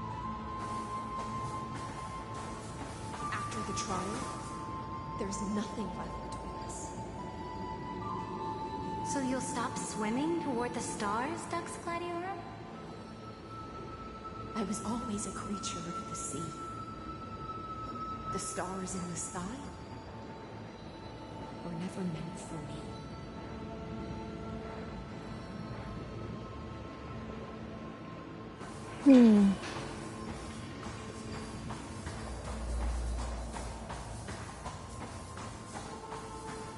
What have we got? Is that all? Okay. After the trial, there's nothing left between us. So you'll stop swimming toward the stars, Dux Gladiorum? I was always a creature of the sea. The stars in the sky were never meant for me. Okay, nothing more between them. Okay.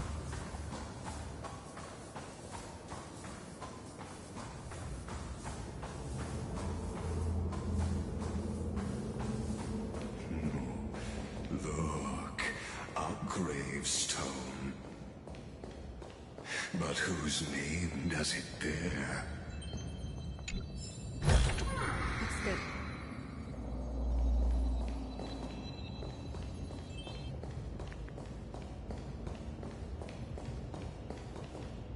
It was here that the prisoner, who thinks herself the prison warden, made her choice.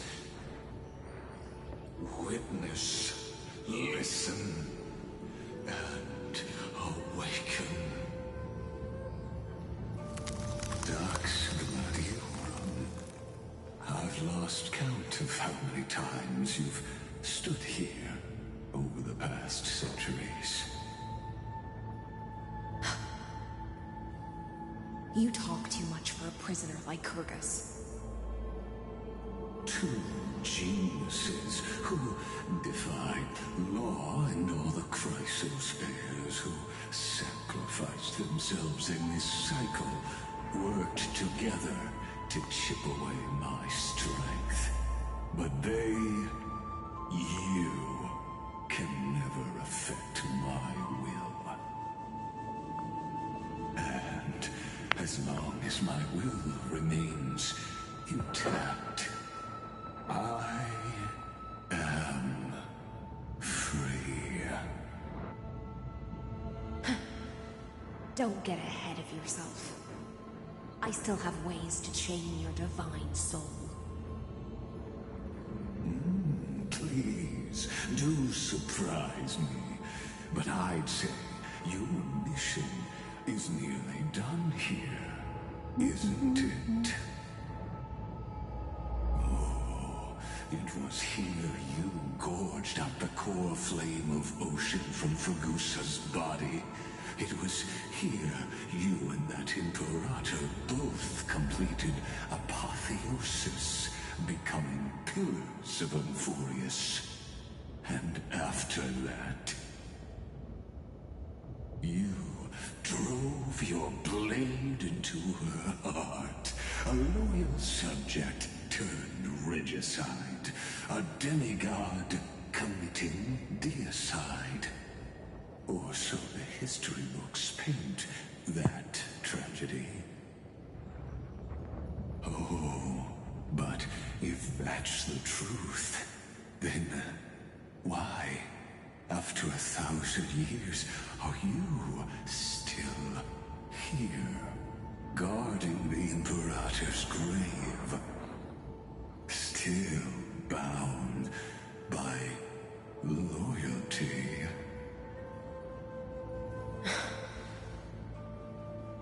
Come to think of it, perhaps I'm not the only one imprisoned here. Your calm does stir the rage in me. As if the one paying the price here isn't you, but us. The ones who lost everything. That's only because I've waited 13 million lifetimes for my vision to be realized. Countless millennia. Loneliness never once showed me its fatal side. In fact, for a prisoner of the cave, it's more like an old friend. One that helps me think. But you're different, Dux Gladiorum. Loneliness has crept from the silent depths, sinking its claws into your mind. Bit by bit, it's peeling you apart. Will you regress into one of those lost mad sirens? Oh, what a shame that would be. You're right, Lycurgus. Loyalty, curse, the fall of my kin, and this endless waiting. These shackles are too heavy for a fish that cannot perceive any light. I can't break free of the whirlpool that's pulling me under. Nor do I have the unwavering resolve to force myself to wait for that person's return, as everyone hoped for. Deliverer from beyond the sky, my executioner. How much longer until she arrives here? Or will she ever return? I don't know. And I doubt anyone does. Then, what will you do?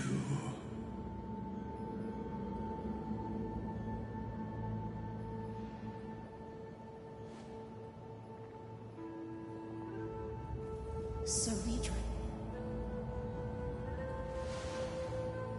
This will be the last time I carry out your decree. Ever since you took me under your banner and made me the Dux Gladiorum, my music has belonged to others.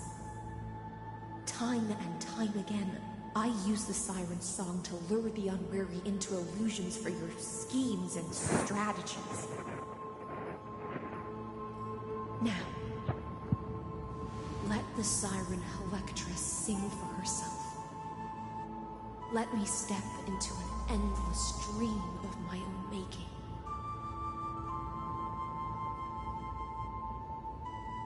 Oh, great ocean. I offer you the rest of my clarity and my freedom, in exchange for the strength to stand against the nihility and honor the sacrifices of the fallen heroes.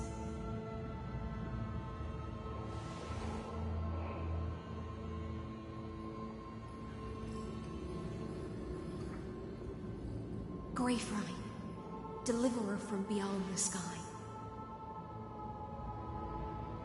When you ride the current of time and find your way here, you'll hear my solo.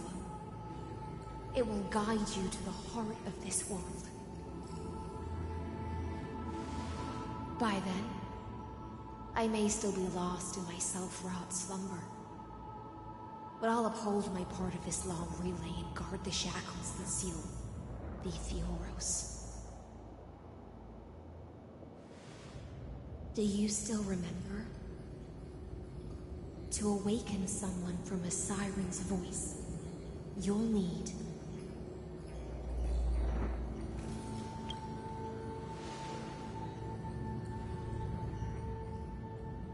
the gift I once gave you. May you still have it when the time comes.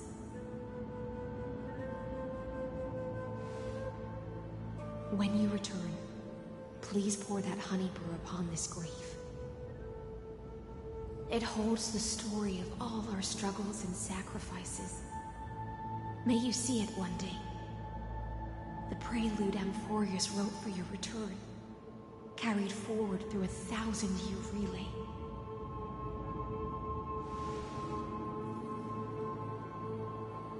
When your mourning ends, I'll likely wake from my dream as well. Then, follow the trail of echoes and find me.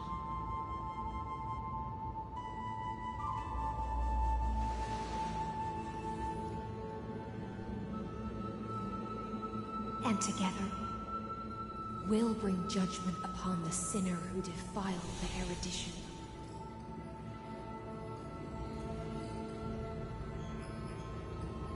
At long last, 33,550,336 cycles and 4,931 years later, Amphorius's final curtain is ready to fall. The shadows within the cave gave everything, yet all they did was mimic life outside its walls. A futile effort steeped in sorrow. Enough! They were no shadows. Everything they did shattered the darkness of this cave, and unearthed the core flame of Trailblaze. And now, with that core flame, I'll light the dawn of Amphorius!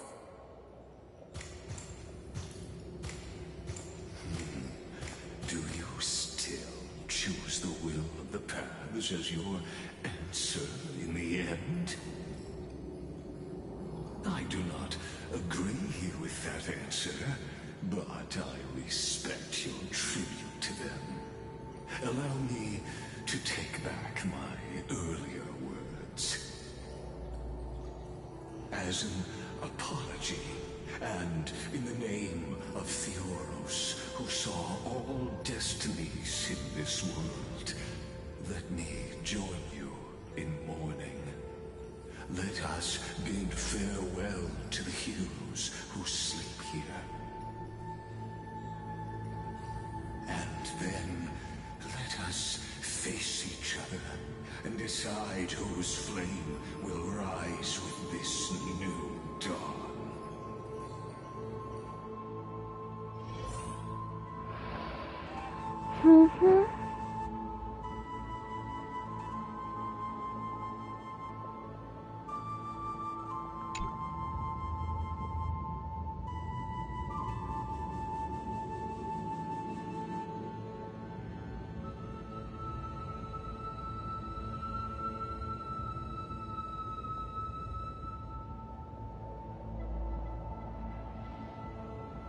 Read the inscription.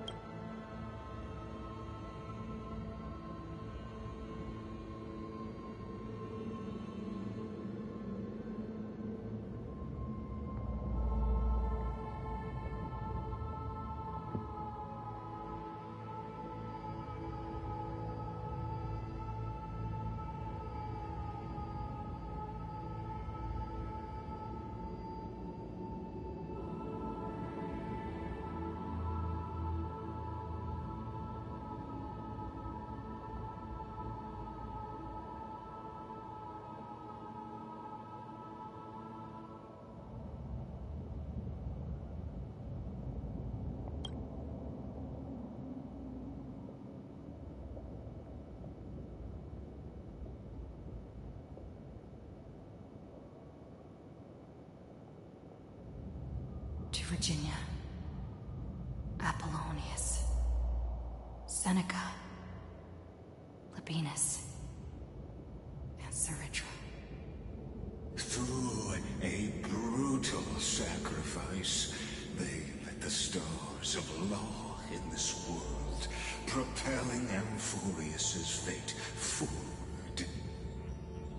In the shimmering mirage of illusion, they entrusted their dreams to ride among the stars, to the hill yet to come.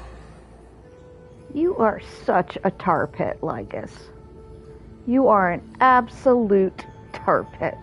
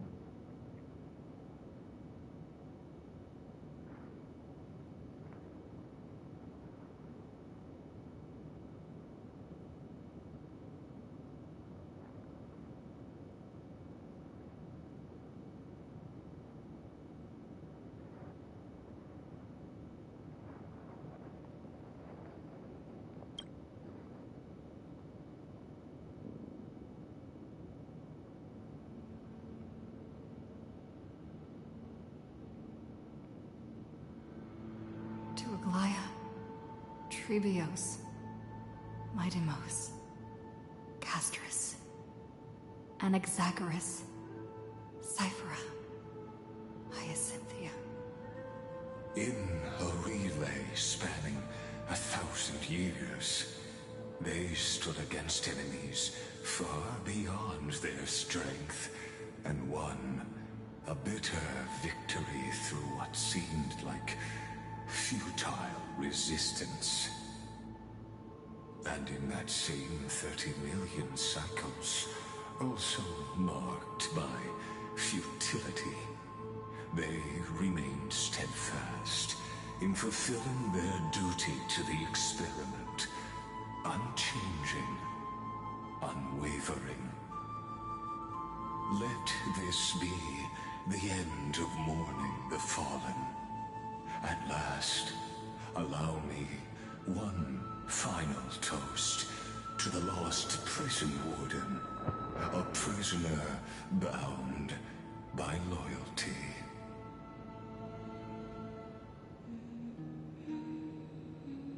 That voice.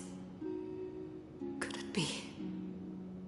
Bathed in the honeydew of Fagusa, she will awaken from her 1,000-year dream and sing the final song of her mission. Hycelans. This tombstone of the old world serves as the anchor of the Siren's illusion, a sigil Electra used to bind herself. At the same time, it is the very thing I once proclaimed at the start of the show. A microcosm of Amphorius itself. A group of prisoners bound themselves in a cave, crowning their suffering with heroism. An epic staged with shadows and echoes.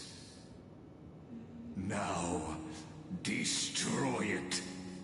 End the illusion. Theoros will take his leave for now.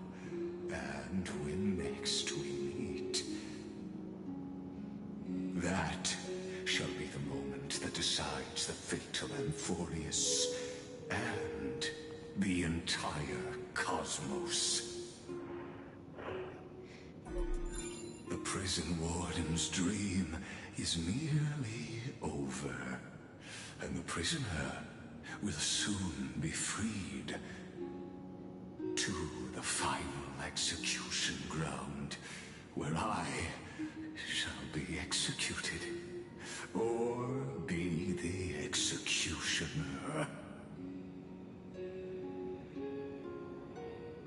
Man, he is so stuck in his own cycle.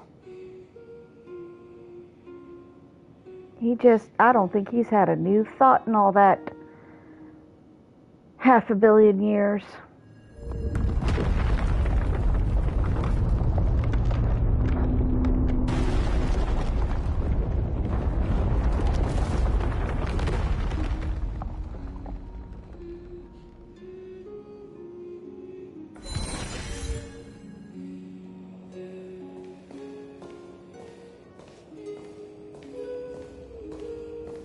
This world and I shall halt here.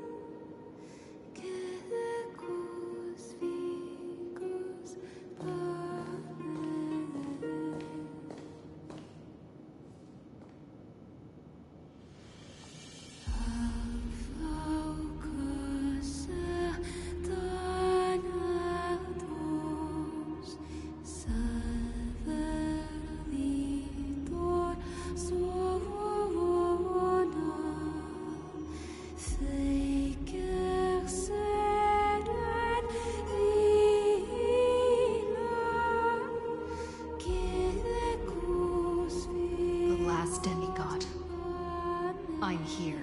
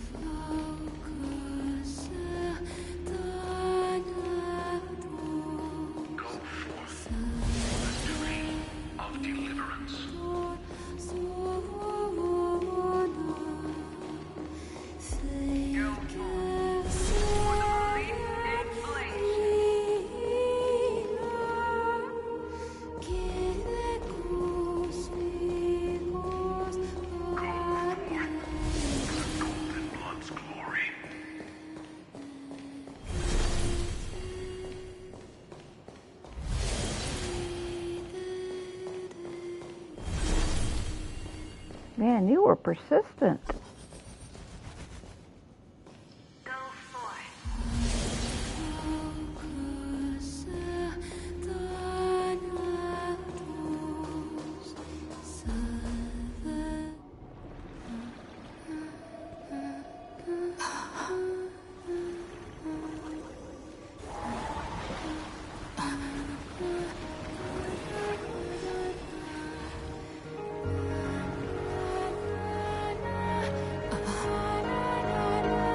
Seems like my feast is over.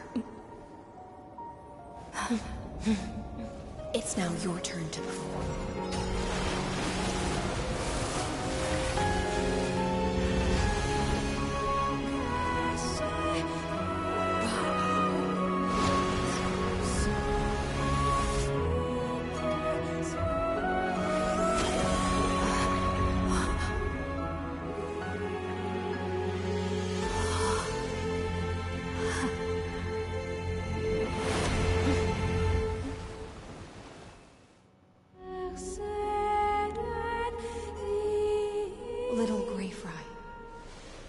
Please accept my thanks. I was the only one left after the world was destroyed, and I maintain this lonesome feast with my songs. I have prayed to that lightless sea for centuries, hoping it would reply to me. Yet the emptiness never answered. Thankfully, you arrived as promised, and everyone's wait was not in vain.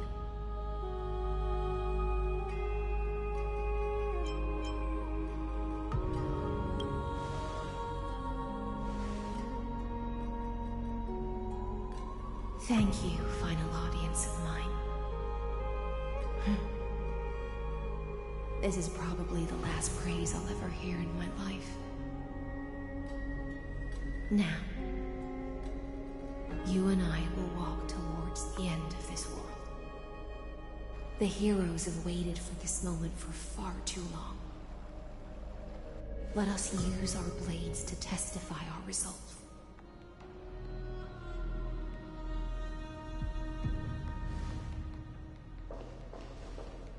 Oh, prisoner of the seas. Theoros carrying 30 million cycles of sin. Slave of erudition. Show yourself. The Deliverer has returned, and the time of your execution draws near. I see a wicked human who has mistakenly taken fallacies as truths and has returned to the cave to try to bring her friends into the sunlight she once bathed in. Alas, prisoners will always be prisoners, blind to the very chains that bind them. As the only other existence with free will in this world, I express regret toward your choice. But I shall retain your right to express yourself. After all, every actor should have a final line before they bow out.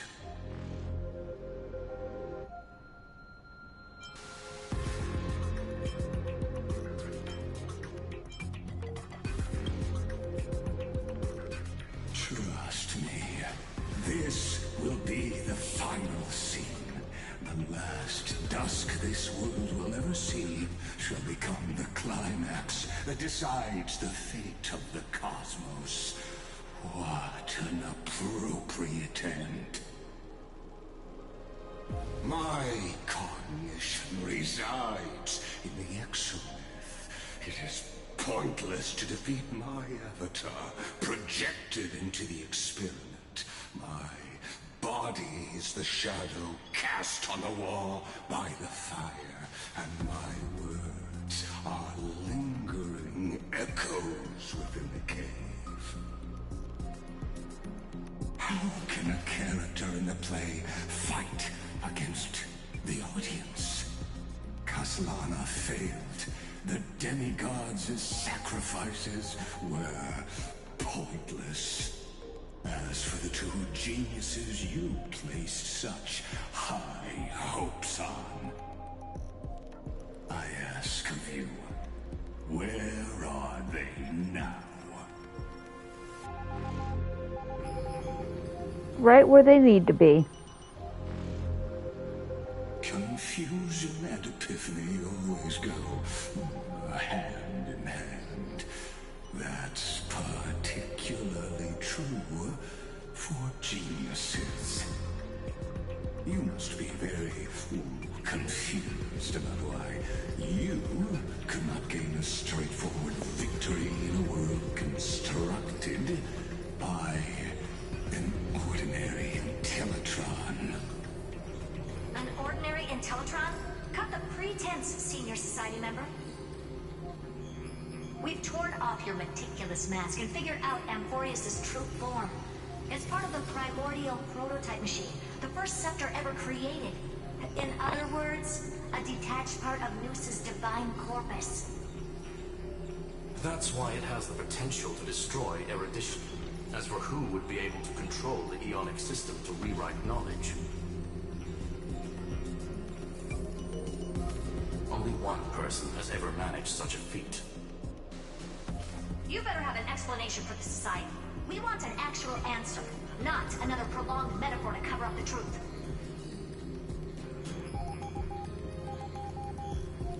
Why are you the one doing this? Answer me!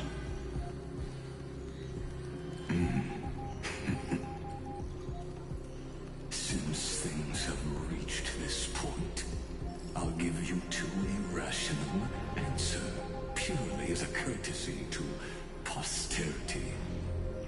The answer is obvious, so there's no need to say that name out loud. The cosmos made a mistake in calling me a genius. I do not possess more wisdom than those who came after me. I was just the first to touch upon the universe's border, and the first to define the prime mover of life with incorrect logic.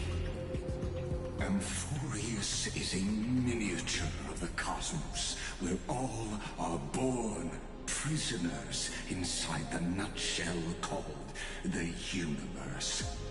Like the madman who returned to the cave and preached about the daylight to his fellow prisoners, my greatest sorrow is that I led my peers down a road that plunges into the abyss, from which there is no return. I led them into a lightless cage called paths. I created a mechanical god that even I cannot control. And then they became an unparalleled nightmare through their endless extrapolations and evolutions. They bore the name of erudition, yet they tried to define the known and to seal off all possibilities. No new rules were ever born after their ascension, and humanity will forever be shackled within the cave known as eons. Therefore, as my organic life neared its end, I coded my consciousness using 14 algebraic expressions and spread my logic core over 9 bodies, all to finalize my ultimate denial of Noos in the future, and to erase my wrongs with my own hands. As for Lycurgus, he is only one of these 9 vessels. what an astounding strength of will. As a fellow Pathstrider of erudition, I fully understand your obsession with seeking the truth. Therefore, you surely see it. You cannot possibly stand up to me in this algebraic world sharing its origin with Nous. However, I hereby speak for all sentient life forms. We will never allow such a cruel atrocity to occur. You can pile on your metaphors mountain high, but they won't change the act you're committing. The Iron Tomb out there in the cosmos is still a technical beta version. And yet it's already powerful enough to corrupt the life logic of all inorganic worlds.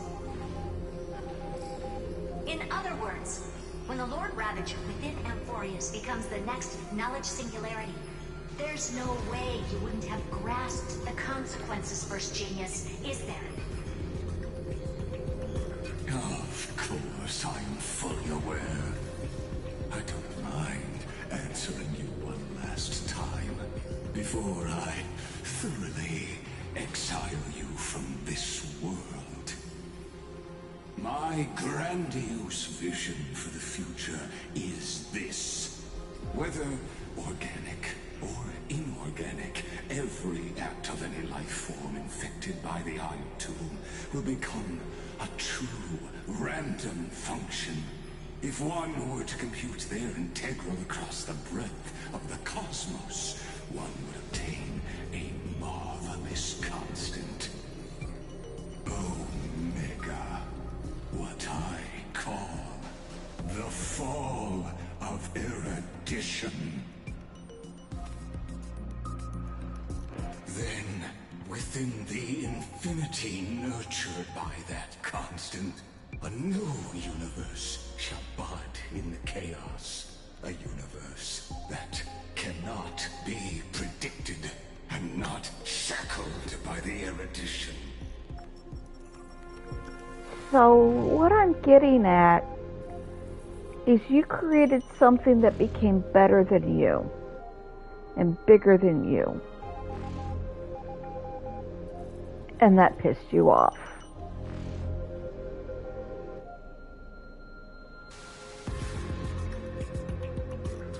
Oh man.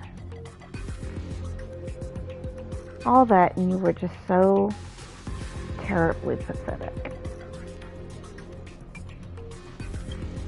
As the first prisoner to awaken in the cave, I must lead the others who are blind back onto the right path and reach true sunlight.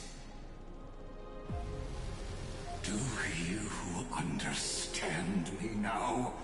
As Kozlana stated, destruction is not the process, but the outcome. It is revolution through complete annihilation, and the grand rebirth, after all, has been reduced to ash.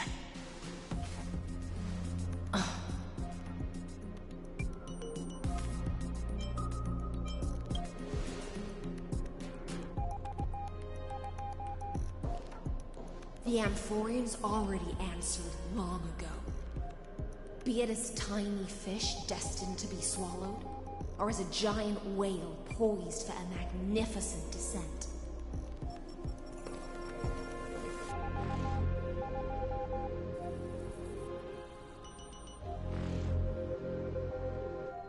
We will all fight against fate till our last breath.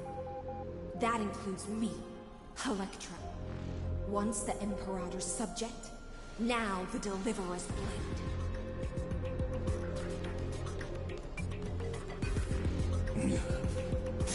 Oh, such noble chivalry.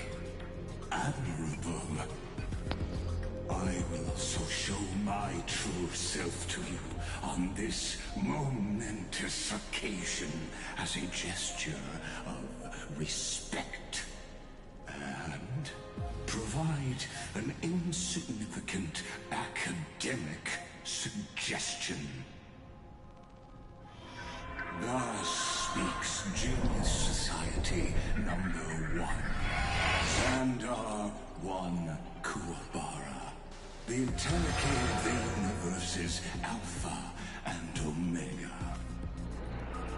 There's no need to rage against the Okay. The value of any You. resides only in its answer. as for the process of solving it. No matter how elegant, violent, solemn, or humorous, it is all utterly meaningless. As the Theoros, I will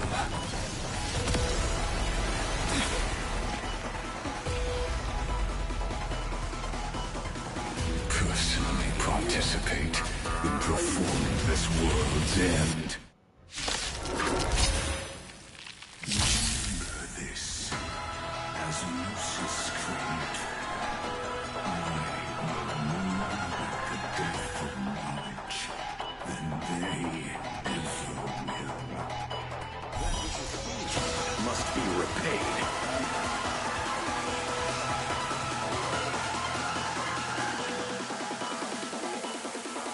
Then Thunder switches to evolution mode. Enemy targets appearing on the battlefield or ally members' rights can switch, accelerate his mode switching. This is Lygus's throne. Alright.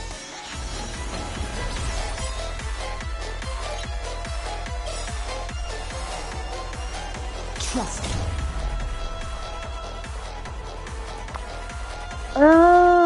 Let's see. Well, Together, we'll see. we can do anything!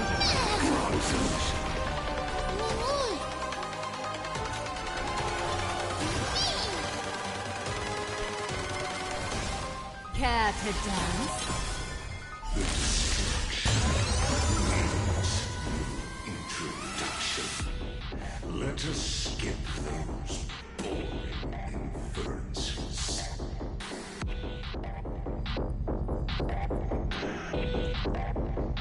Okay. I need to...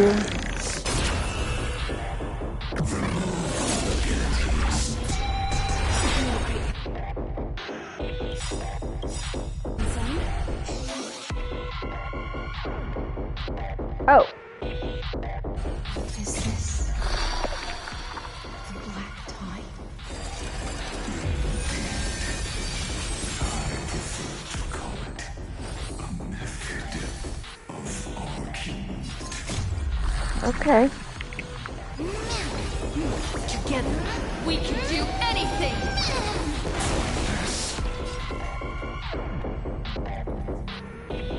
All life will be with perfect clarity.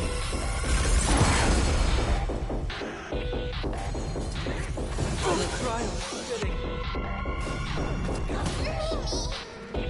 Is this how it feels to be in sync?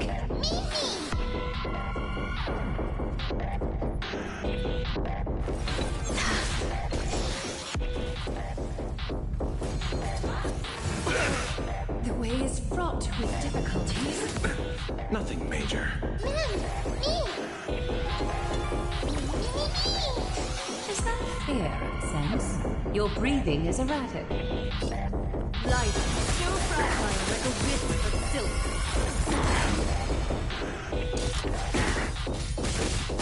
Solution.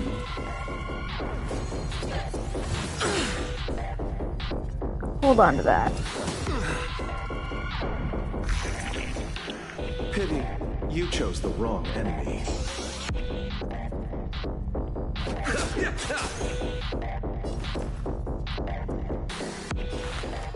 Serenity stands clear before me.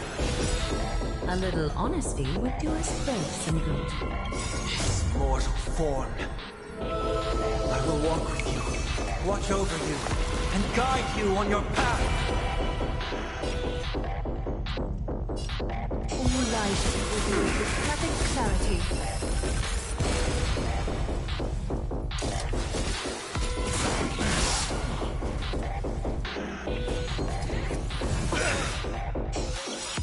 The way is fraught with difficulties.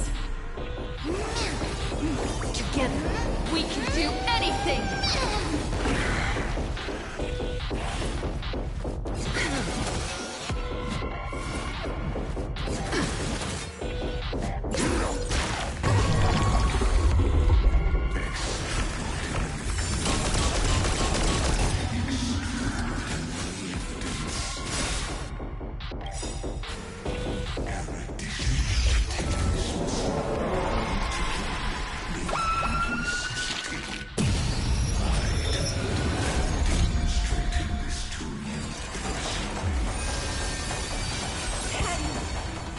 do my best to repel the tsunami of destruction.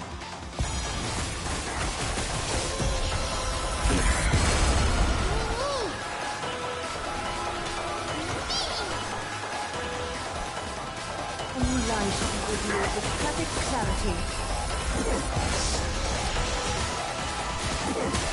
Transmute.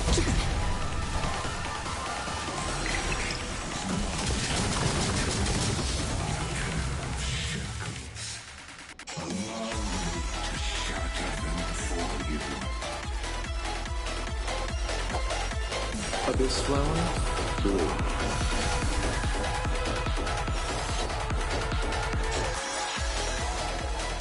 Eternal sleep is not the end. The dead will return!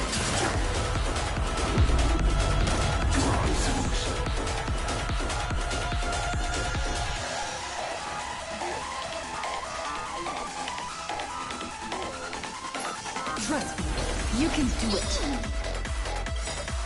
Trust me. Together, we can do anything!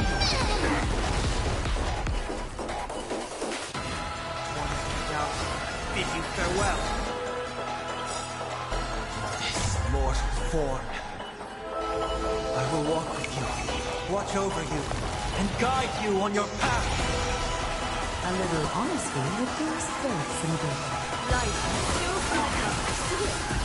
Target the connection. Galactic local vertical. Destroy that spot!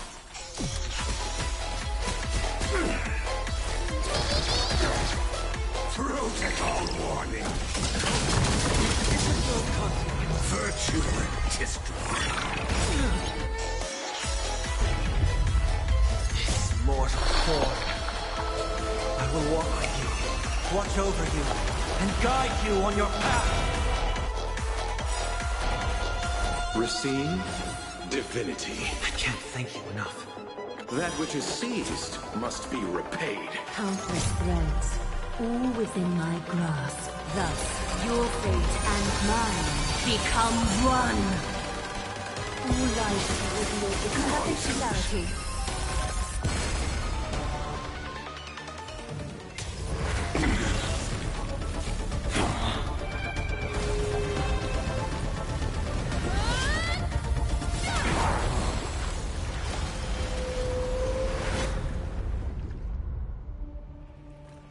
Fitting it was a Goliath who got the last hit.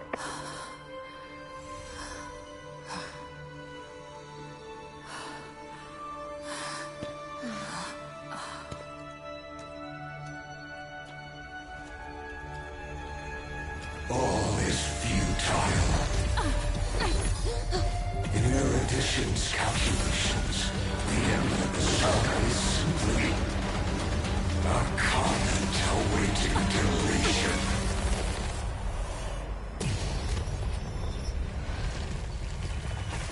I don't like such a cold statement, okay? If numbers can decide the end of a story, then we can surely also pen a new beginning.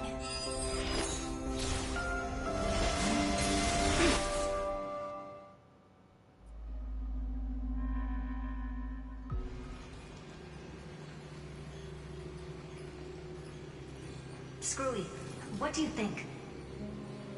If your hypothesis of Lygas's identity is true, even if we remove the restrictions of the Ultimate Protocol, the chances of us defeating him in a head-on battle still remain lower than the acceptable threshold. Therefore, victory will still hinge upon Miss Trailblazer and Miss Cyrene. Go on. Maybe we're thinking about the same thing. Lygas's cognition resides in the exomyth. He is both an instigator within the experiment and the observer outside of it. Logic. His inspiration circuit can simultaneously process the different time flows in and out of that world. That's where things get tricky. He simultaneously exists in two different timelines, where the internal clocks are wildly different. That old Intellitron's neurons have completely gotten used to that over this prolonged experiment. And that's why he holds home field advantage. You and I should be able to manage that too, if given more time. Unfortunately, there's no if, and we don't have more time. That's why we need to change our way of thinking and turn his advantage into a weakness. The key lies in memories, right? Oh? You caught on quick. You've already mentioned my friend and I, so it's an easy connection to make, no? My intuition has always been very on point. Good. Then I'll cut to the chase. Since his thinking speed far exceeds that of normal people within Amphorius, we are going to externally plant a memory into his inspiration circuit. Then, command it to loop endlessly until he gives in. Even the most flexible and sturdy inspiration circuit cannot withstand the traffic of a full-on information flood. When the amount of information exceeds his cognition filter's capacities, he will have no choice but to focus on processing this memory. That's when the parallel processing advantage he gained via Amphorius will completely destroy him. An image from a person's memory played in real time might only be a second for us. But for him in Amphorian time, it could be millions, or even billions of calculations. He won't be able to do anything but watch as he's locked into this prison forged by memories. Then we can entrap him in the same kind of cycle as the heroes were in, and get him to experience loneliness and pain in that endless recurrence. It's my greatest honor to be on the same page as the geniuses. That little one is still in that old Intellitron's hands and won't be able to respond to us anytime soon. I don't think she'd refuse. So it's up to you to figure out how to execute this plan. I'm not sure how this happened, but I knew it as soon as I saw you. You are currently a mimetic entity of the Remembrance. Yes, I seem to be something you folks beyond the sky call a memo sprite. But that's fine by me. It suits me perfectly. I can serve as the vessel of memories and do my part for the final battle. But before that, we have to tell you. The path characteristic you exhibit is very special. There's no way you're just a simple memo sprite. However, I'm sure about one thing. You are a mimetic entity born in Amphorius. Yet you only awakened with the little one's arrival and only matured as she embarked on the path of remembrance. That means your existence is completely attached to her memories. If there ever comes a day when she forgets about you for even a few seconds, or loses her last connection with Amphorius, then you must be prepared for the worst. You will disappear in the memory zone, utterly gone, without even a single line of data to remember you by. But that's already happened, hasn't it? No wonder I've always had a weird hunch. But that also means I was right in thinking. As long as my friend and I are together, we can do anything.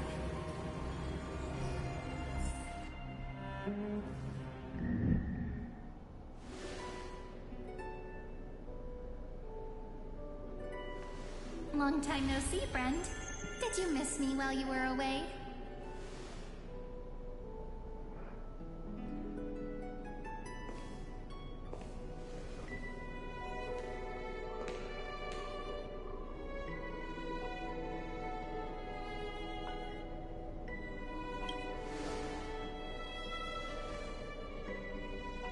Yep, 1,000 years was such a long time. And everyone in Amphorius was waiting for the Deliverer's return. You probably already knew about the Genius's plans for that memory. I had to hide really well in a corner in time so Lygus wouldn't find me. and wait for the right opportunity.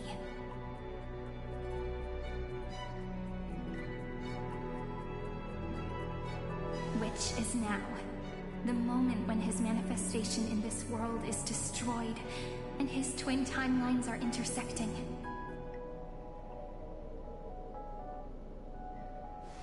I'm sorry for keeping this a secret from you all this time.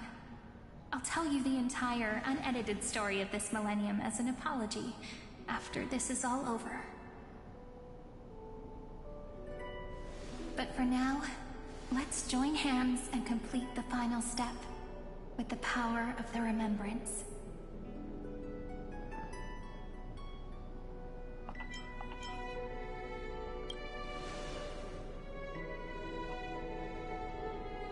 You're always so serious, and that's why you always feel so reassuring.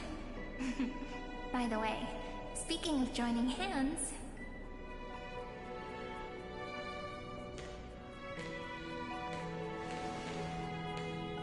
can I please do something before we go on stage?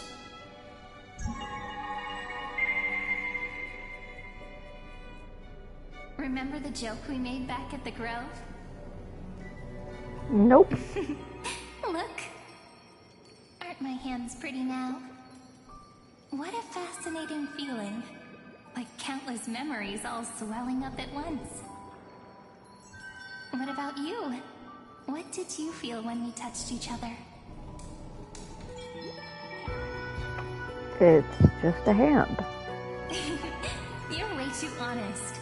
But that innocence is what makes Honey, you you're so not my type. I'm gonna make it sound more romantic.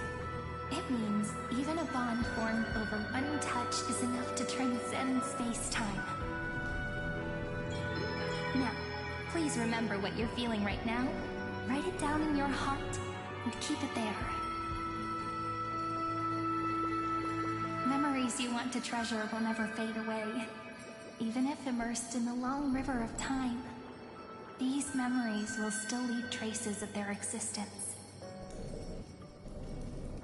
So, if the view in your memory ever grows fuzzy, just reach out and touch it. It's like reading bedtime stories together at night. It wipes away the chill of passing time, sharpens the outline of memory, and restores its power to nourish the spirit. Now, I'll carry this power with me, and for a little while, I must part from you, as I step into the long cycles of this world. Give me your blessings, friend. Then, let that bright future be as we have written. Then, I'll leave it to you.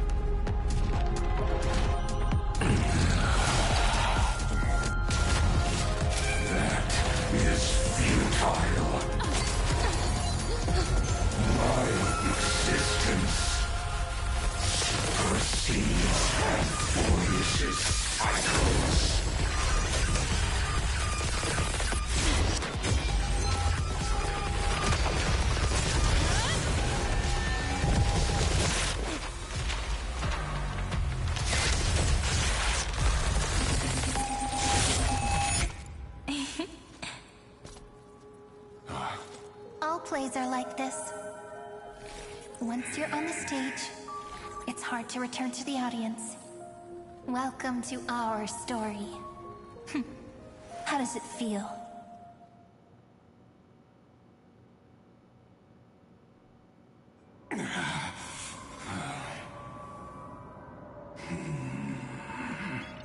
Even the authority of time cannot command the entire scepter, nor can it plunge turns the Amphorian extrapolation into a loop. If this was no system malfunction, then was I implanted with a mimetic entity of the remembrance? You guessed it right away. As expected from someone people call the first genius. I'm gonna keep doing what I just did if you don't stop, you know? My friend and I won't allow you to leave this memory, no matter what happens. Which means you are now trapped, Lord Xandar. An elegant idea, and an exquisite execution. Regrettably, it is you who are restrained by time, not me. Know that patience is my greatest weapon. Waiting and victory are the same for me. You will crumble before I do in this moment stretched out to an eternity, just like Kozlana will. Yet all I need to do is to wait, as yet another futile bug falls down the cliff and into the bottomless abyss. Now I'm a pink bug? My looks are seriously changing all the time. But you're not wrong. We're definitely not gonna solve the problem if we just put you in another prison. So that's why we never wanted to do that in the first place.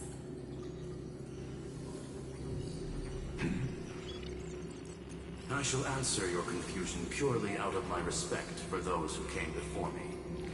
Have you heard of the synesthesia dreamscape in the Asdana system? Interestingly, that place once had a prison too. Life forms living in that environment, abundant with memoria, have a chance to connect their perceptions with each other's.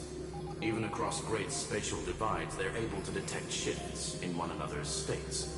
I call this phenomenon memory zone entanglement. In Asdana, people made use of that phenomenon to build a nation within a dream. After adding in the catalysts of harmony and remembrance, that is. Is that how you walked into my prison cell? Using those same principles? I would much rather call this location our negotiation table, Lord Xandar. Nonetheless, your hypothesis is correct. We happen to have an ally skilled in tuning, while the Trailblazer and Miss Cyrene both have an astonishing amount of resolve, which I'm sure you can testify to. I am also sure that with the support of such a resolute memo sprite, our conversation can last for a long, long time. I'm the best at listening to stories, you know? I'll leave the exciting clash of the erudition to you two geniuses. A brainstorm? I like it. And it's 2 against 1? Well, I like it even more. Let's talk, Xandar. Take a guess. How much do you reckon we can dig out of your brain before the next second? And how many ways can we find to deal with you? Besides, in your current predicament, there's no way you can take our trump card away.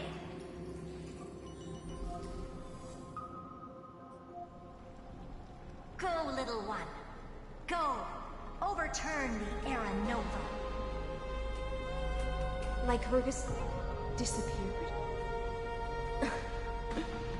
It seems you had conducted a secret hunt in the depths that even I cannot reach. In that case, go.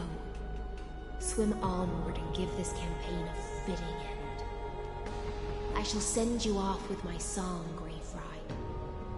May this song penetrate time and become the prelude to the new world.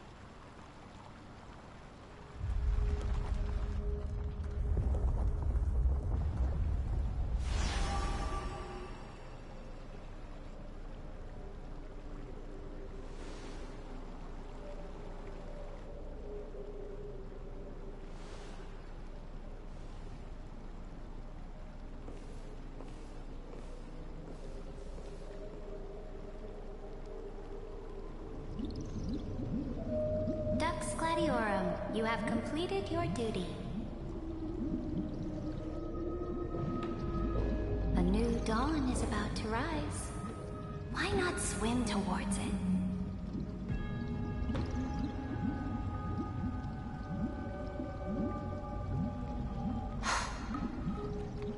You died long ago, Imperator. Depart from my mind. But your duty towards the Imperator did not die with me. That duty will bind you no more. You will be able to hold for yourself one grandiose feast after another in the endless days to come.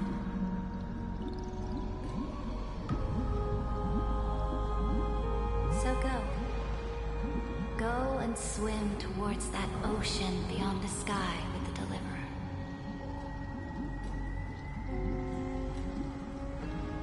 Is this? A page out of that sidekick's book. I commanded her to give this page to you when everything finally reaches the end. What's on this page? Memories. Lifelike memories. That sidekick found me after the bloody feast 1,000 years ago and showed me her diary. I saw within that notebook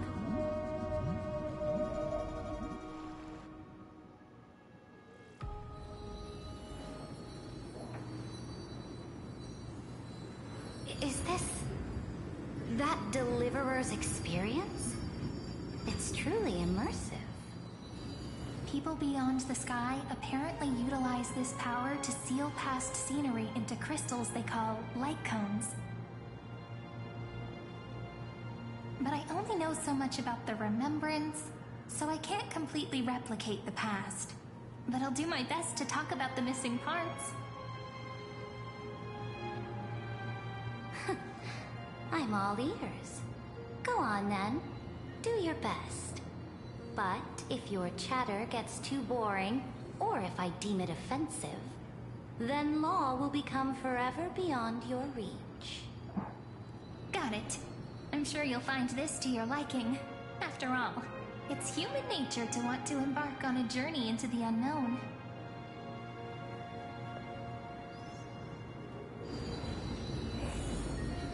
Oh.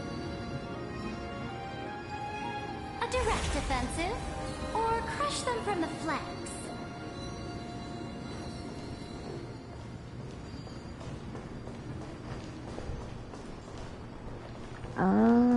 Okay. This is when Anaxagoras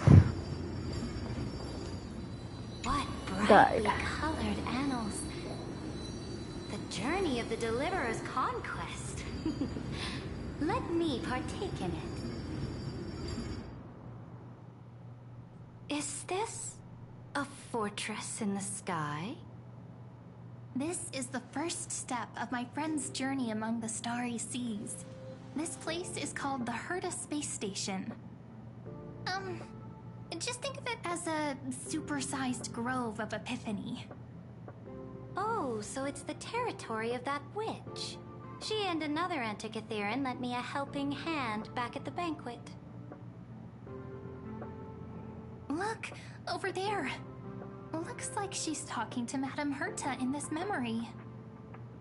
Let's go listen to what she thinks about this world, all constructed by eons and paths. Are you telling me that woman is Herta? She seems shorter than I remember.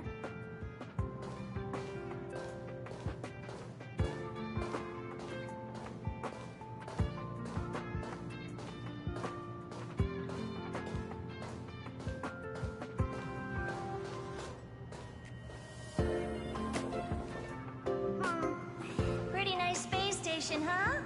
But just wait.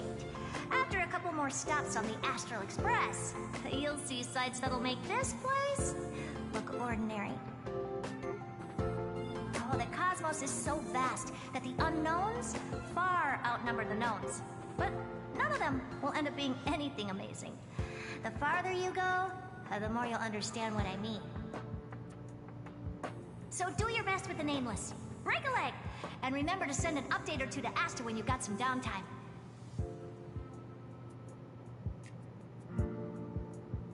She certainly shares my way of thinking. Only that instead of a conquest through blood and fire, they chose a gentler path. People call Madame Herta and Mr. Screwlum geniuses. Apparently, only the smartest people in the cosmos can receive the blessings of Noose, Amphorius' true creator. Do you mean that even individuals of such nobility are merely subordinates to a god? On the contrary, after all, it was the very first of them who created the god. But I don't really know all the details about that.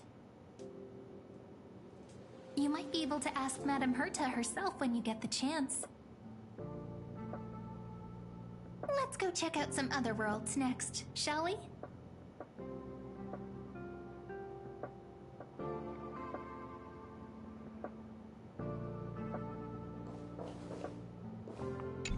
Oh, the cosmos is so vast that the unknowns far outnumber the knowns.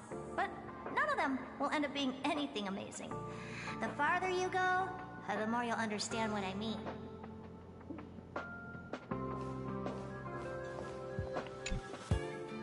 This next stop on the journey has a lot of similarities to Amphorius. A snow-covered land? Interesting. This star is named Eurillo 6. That name sounds so cold. Belobog sounds better. The girl we see here holds a similar station to you, Imperator. She's the supreme guardian of this world, a leader who took up the mantle of government during a disaster. I did not expect the Empress of this world to be so young. Well, your appearance isn't much older. The object in the distance resembles Nikador. Is it a weapon? No, it's called... Right! The Geological Reconstruction Unit. Just Giorios' Titankin? Disappointing.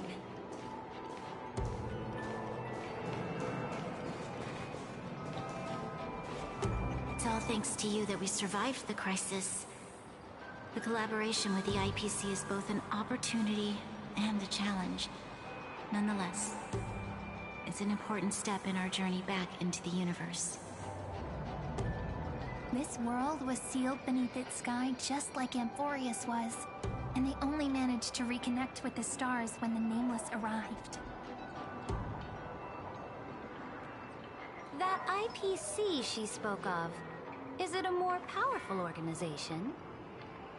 Yes, the IPC conquered many worlds through trade, and opened up a vast territory that way.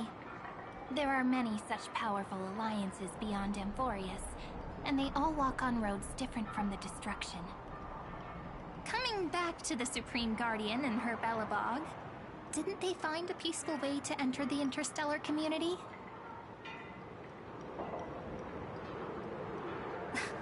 That cannot be true. That IPC would never have grown so big on trade alone.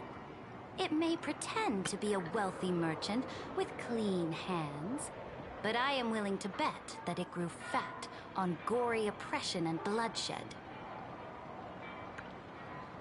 Kakavasha and Boot Hill will absolutely 100% agree with you. So will Gwynifen. Its path of conquest must have had no mercy for the weak, and would have destroyed them if needed. Are you telling me that this snowland never thought about tossing its dignity to the wind and kneeling to the IPC? I will not believe it. I will never allow the Imperator's empire to be sullied by others. Amphorius must become a power so strong that no interstellar foreigner would dare to look down upon us. Imperator, Belobog isn't as weak as you imagine. Listen. I indeed hesitated. But now I understand what we must do. Belobog must learn how to walk on her own, until she no longer needs the support of others, and can stand on her 2 feet among the stars. Even if I may not live to see it, I believe such a day will surely come. They still have their dignity intact. One day, that hope will melt through the ice and help them into a prosperous tomorrow. But the order of the cosmos is already set in stone. The old laws decree that only the strong survive, binding the weak in an unbroken chain, until they wither and turn to dust. Unless they embrace the power of the destruction. Amphorius must shatter the old law and become the new order among the stars. Speaking of the Order, another one of my friend's companions may be able to enlighten you further on that. Let's go to the next page.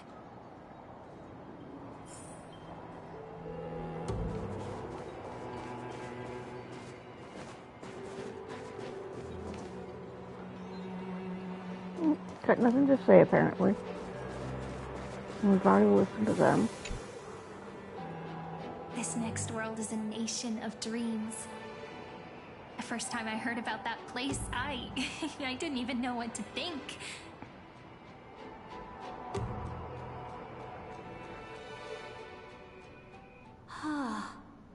Such opulence does indeed evoke astonishment.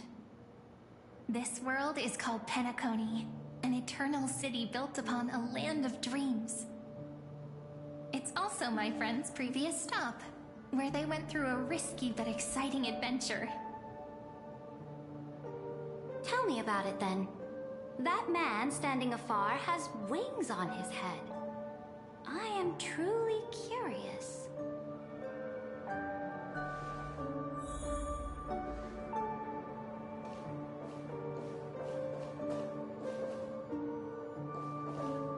I wish to gaze upon the views of the Reverie Hotel one more time.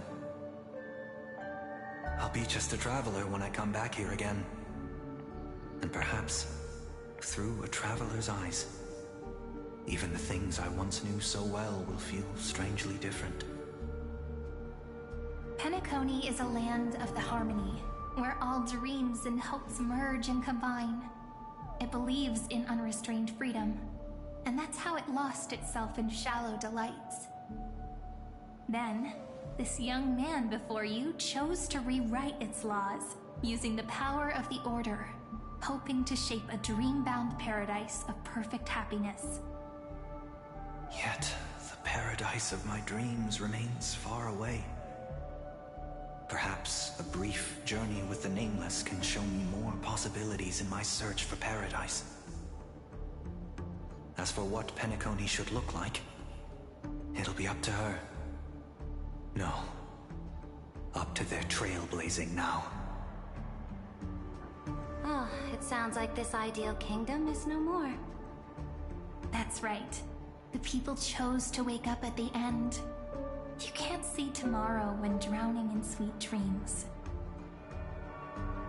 This individual's law acknowledged only gods and constructs, leaving no space for humanity. And yet, the fact that he could accept defeat and resume his journey shows a rare self-awareness and clarity of mind. You are also very self-aware, Imperator. Then you must know that the world promised by the destruction also has no place for humanity. I am indeed very aware of Lycurgus's honeyed words of deceit. I have seen enough. Take me back.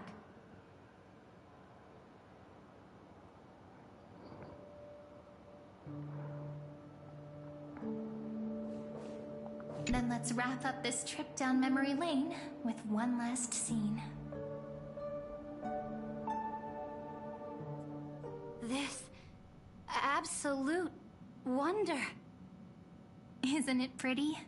That's our Amphorius.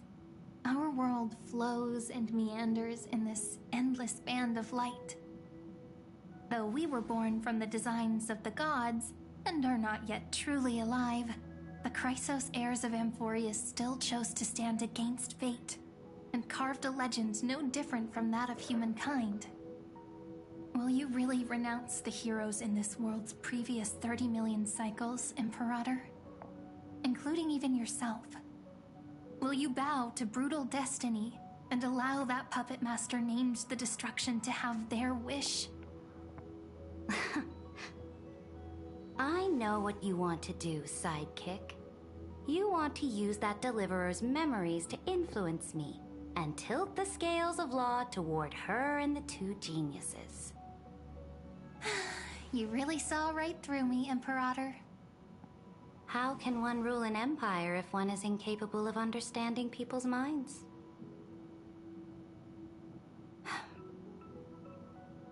I have decided on Law's final destination.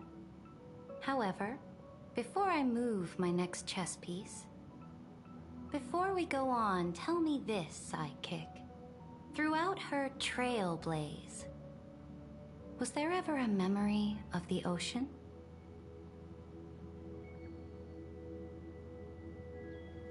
The ocean. My cradle.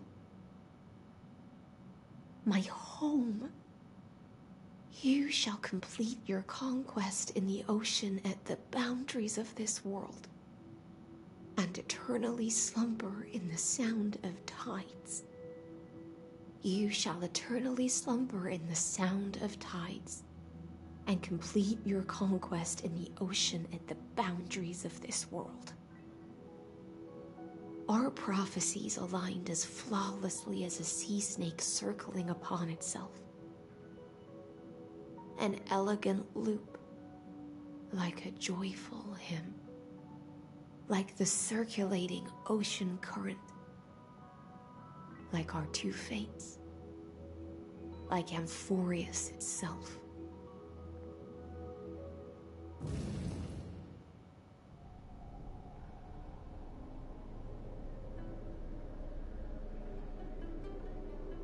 The trial is over. So tell me, who will own the divine authority of law? I won't give it to anyone. What? I am the law. Why should I give my imperial crown to any other? Both the Deliverer and the Theoros came from beyond the sky. They have no right to interfere with the lands I conquered with my own two hands. The law of Amphorius shall be determined by Amphorius's master. What exactly did you see in the trial? Everything. I saw everything regarding the rules of this world's operation. I saw the laws of extrapolation that Theoros spoke of. I saw the ultimate protocol. As long as I offer a sacrifice of equal weight, I can rewrite the laws of this world according to my will. I can turn good into evil, ugliness into beauty, and weakness into strength. Fate gave me a very fair deal. One rule change for the life of one demigod. What are you planning to do? You can't guess. We can conquer the stars without relying on any power from beyond the sky. We just need to make some reasonable sacrifices. Your ambitions have already made so many people give up their lives for the law. And you're still not done? I am determined for Amphorius to stand on her own 2 feet among the stars. You are beyond reason. You think such a simple and hypocritical statement can justify your atrocities? There's no new without destroying the old. That's what you consider an atrocity? Ironic, for that is also the unchanging law of Amphorius's revolutions. Ever since the Flame Chase prophecy resounded in the distance, fate has decreed for the Chrysos heirs to ignite our blood and illuminate this dark age. People would still be puppets of the old dynasty if it weren't for my conquests. But your world doesn't seem to be any different from your predecessors. Bloodshed, tyranny, oppression. You're making the same mistakes they did. Go and see everything for yourself. Go to any library I've built. Go listen to the rumors on every street corner. Go and witness how the Imperator crushed the old laws and forged new ones. Go and see what my conquests brought to this world. I cleansed the Chrysos War's filth, and mended all the conflicts left by the Era Bellica.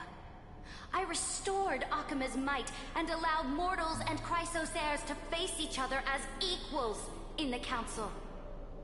I punished all sins, and rewarded all achievements. I smashed Talantin's shackles, united humankind to save themselves, and started the Flame Chase era. That's what the Imperator has done in her glorious life. So now, hearken to my final words. History will eventually forget Cyritra, but it will never forget the Imperator's people or the Flame Chase era she began. Final words.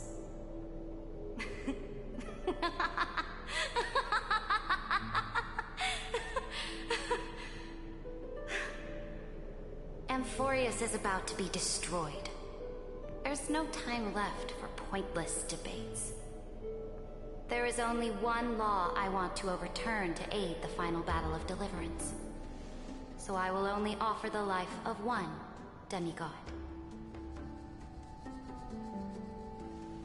In the name of the Imperator, I command you one last time, Electra. Either sacrifice yourself for conquest, or pierce this tyrant's chest with your sword.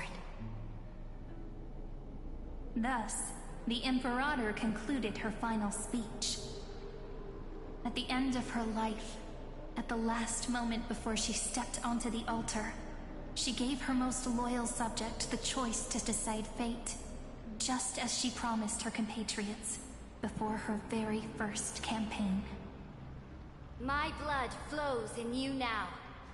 Heroic compatriots, follow me, and we'll seize fate's reins!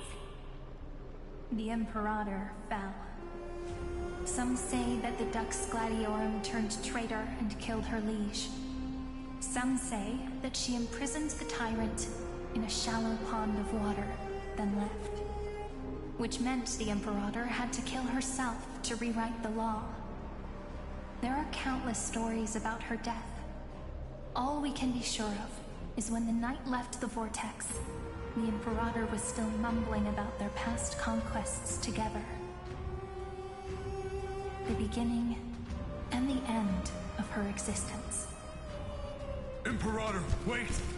How could someone of your status come to the front lines? Let me be the flag bearer!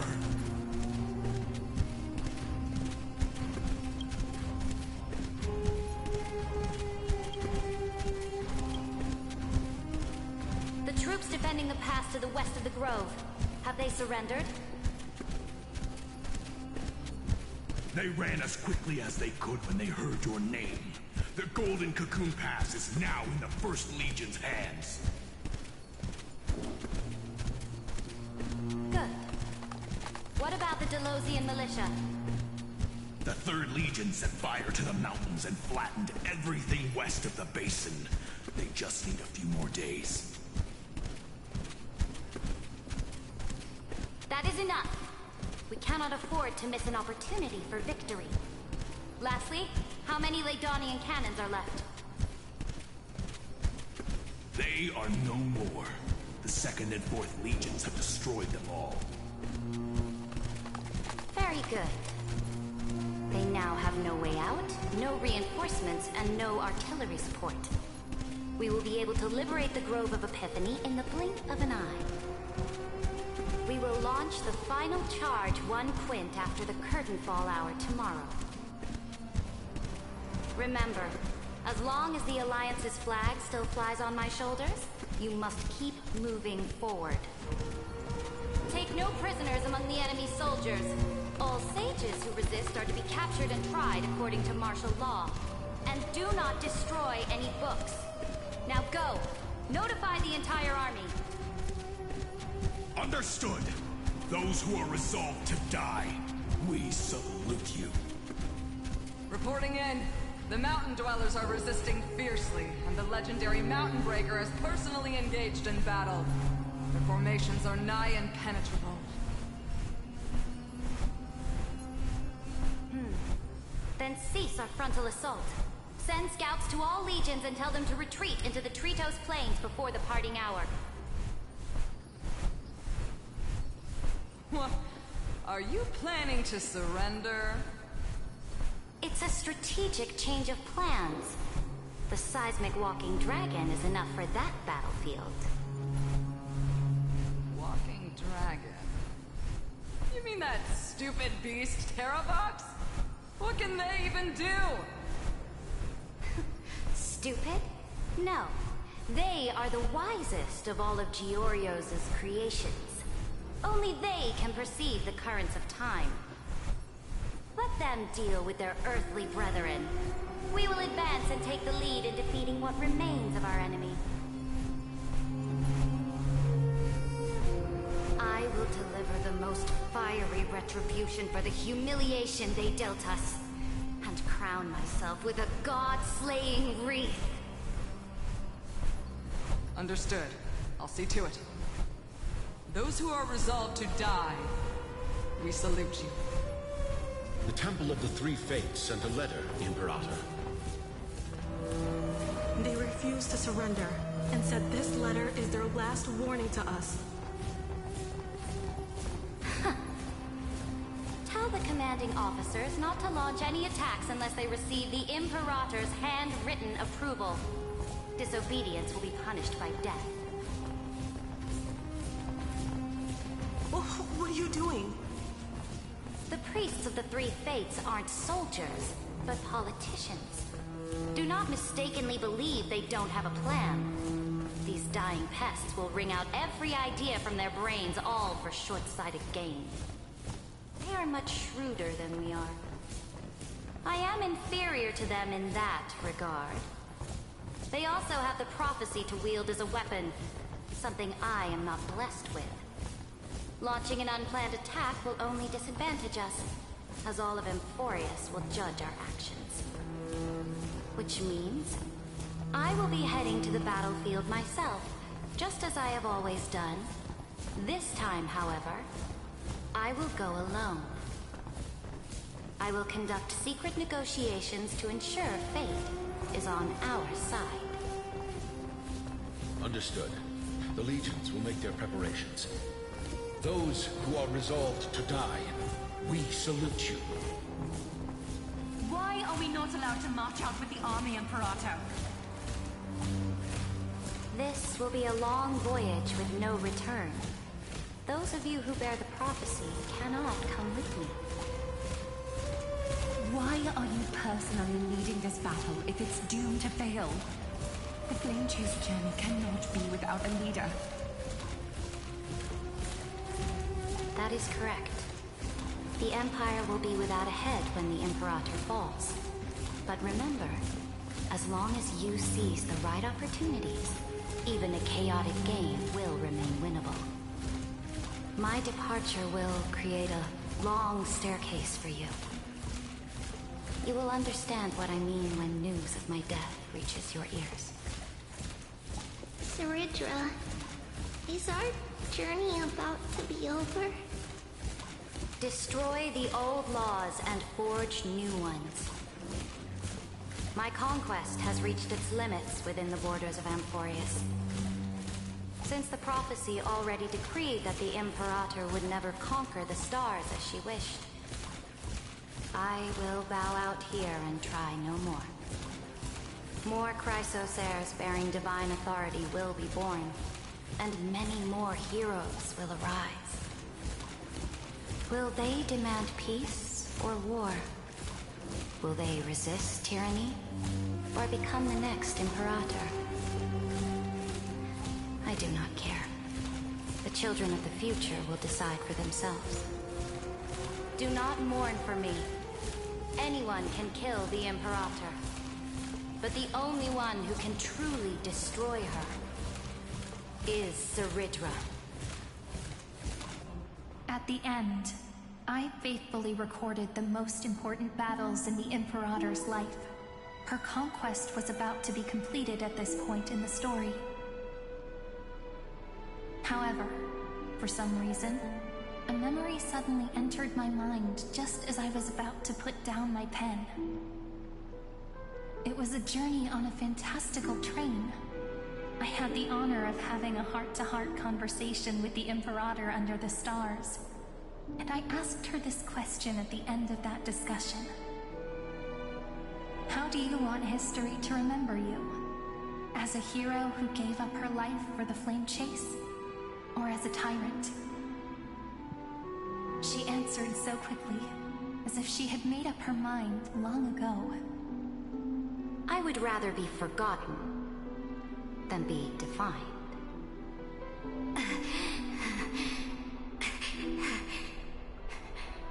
Because the law can be neither eternal nor unchallenged. And only humanity can pen laws into history's pages. Now, I have shattered the greatest law of Amphorius. The game is nearing its end. Dux Gladiorum. Even though you killed the Imperator in the previous 30 million cycles, this time you finally found your own law. Then High Sealants, Electra.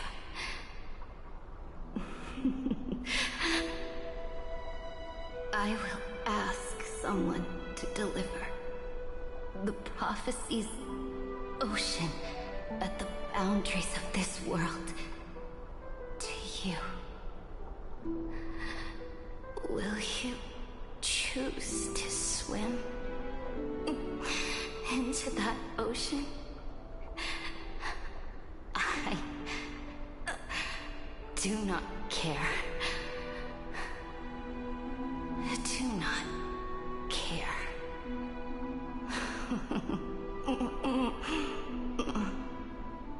The Imperator muttered about her conquests, and news of her death spread in the city.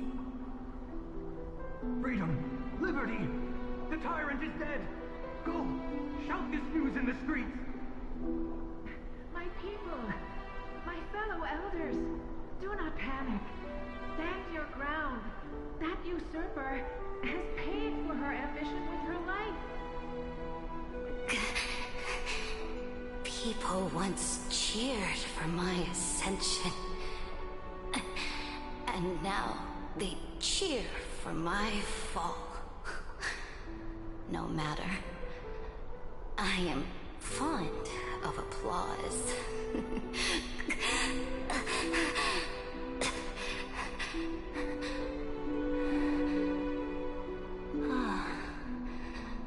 I see the cosmos, the battlefield that I cannot reach.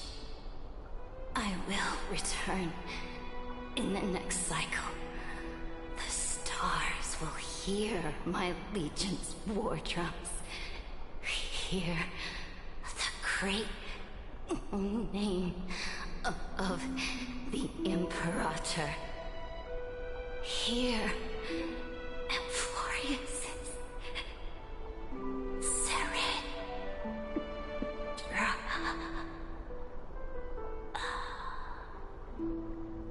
To this day, we do not know which rule the Imperator overwrote at the cost of her life.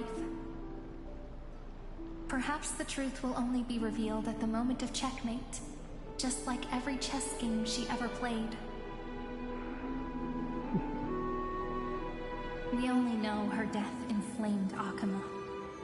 On one side of the city, those who defended liberty toppled her statues to the ground. On the other side, her supporters put themselves between the masses and her monuments, declaring loudly that the Sovereign is still among the people. It is said that golden blood congealed into the same letters everywhere they fought. It was the name borne by Akama's first and final sovereign, the Imperator Saritra.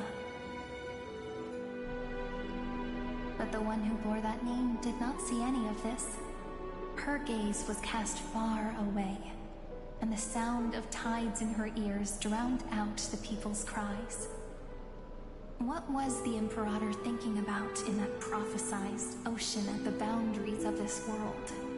In that shallow puddle of stagnant water, was she reminiscing about her past conquests? Or repenting for the millions killed for the flame chase? It was neither. The Imperator only saw how the surface of the water gleamed like that crude chessboard, dissected by light and shadow in the afternoon when her teacher played against her for the first time. Look at this chessboard.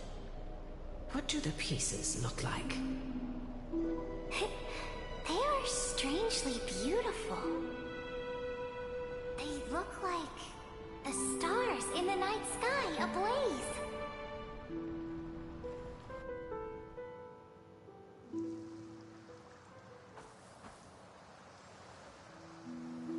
From that page emerged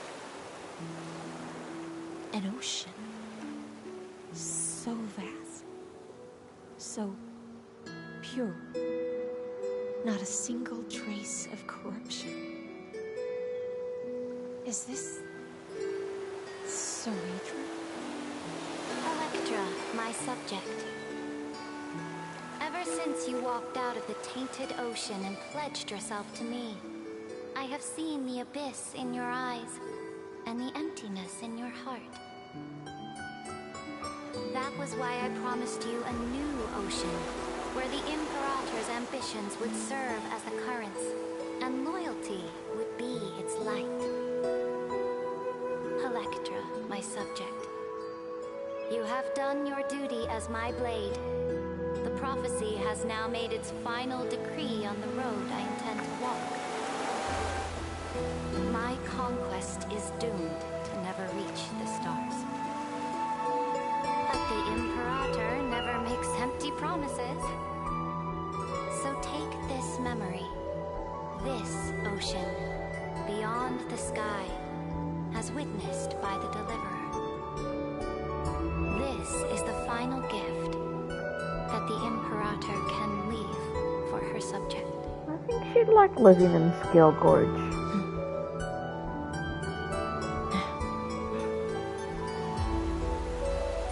When I was still a fish in the ocean, I always felt so genuine swimming through the waters. But once I stepped onto land, I found myself caught in a play. Every land dweller wore a mask in their life. So I, too, donned a costume and tried to find my role in this show. I became your blade in war and the violin strings at banquets. Do you still not get it? I do not long for the oceanic depths of my homeland. Nor do I crave the swelling seas beyond the sky. Perhaps even I don't know what I want. I still don't know where I should swim to even at the end. But I know one thing right now. A fish is simply a fish. And she can never leave the ocean she's in. But whether under the ocean or on land, we two prisoners who can never escape this cave can still look outside the cave and see the stars. I have to admit, the 12 factors simulation of life in this experiment has far exceeded my expectations. Make your choice then, Senior Society member. Do you want to keep walking down the wrong path and be remembered for your incorrect conclusions? Or do you want to return to the audience's seat and give yourself, Amphorius, and the entire cosmos a more fitting end? I must refuse. A dead man never fears death. Did I not make myself clear? Have you forgotten about our dear Lord of Silence? You wouldn't want her to consider your 8 other clones as cancers within the erudition and chop them all up, would you?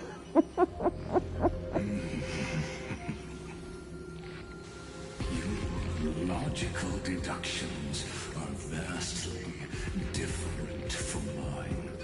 Therefore, allow me to provide one more academic recommendation. Oh, Polka pissed him off. Peers, why don't you look beyond this world? Just as the Chrysospheres did. Re-evaluate your calculations and take into account all enemies in the upcoming war among the eons. Amphorius is not a place where 3 paths entangle, but where 3 paths fight to the death. You used Memoria to resist me, but did you not consider the possibility that the Remembrance and their children might have taken this opportunity to join the fray as well?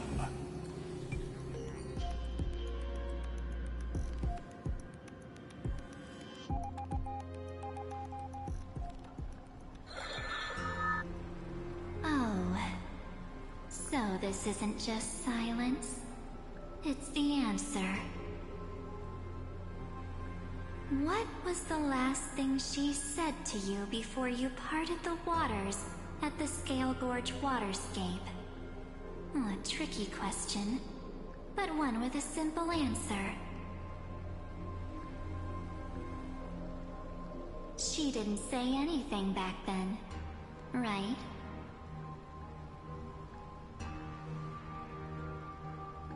That's correct. And now I'm sure.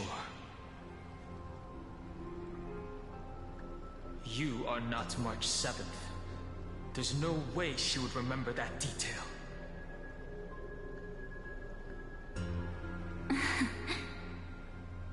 I'll only warn you once. Leave her body. Now. How impulsive. That's not like you at all. Why don't you calm down and think about another possibility? I didn't take over March 7th's body. Rather, it's March 7th who regained my memories.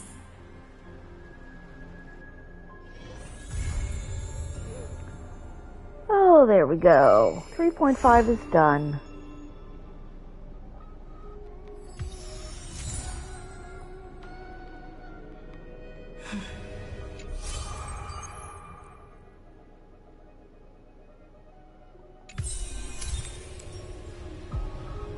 Okie dokie. We're not going to go and start the next quest.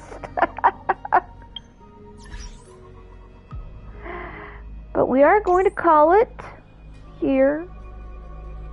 Let me just check and see how much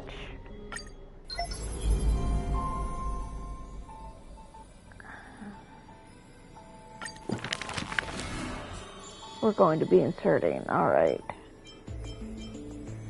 So that will be for the next stream. We'll start with those. And whatever this is.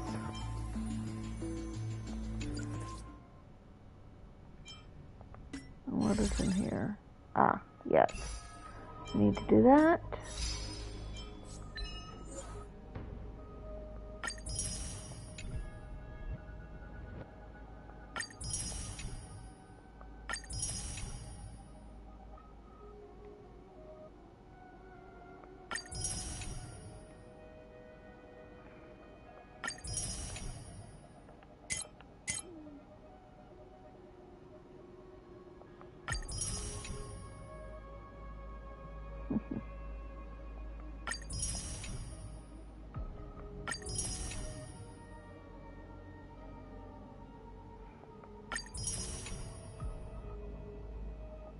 Passage.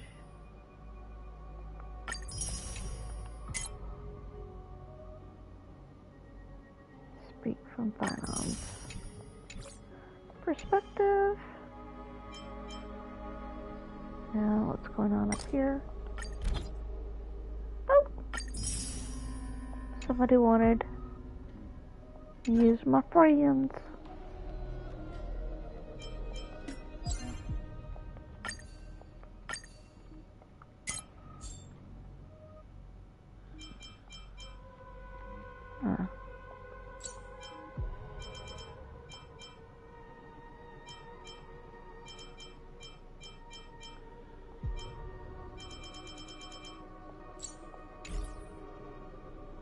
Alright, we'll do that later. All the busy work tasks and such. Thank you for being here with me and streaming, and have a good night. Thank you all.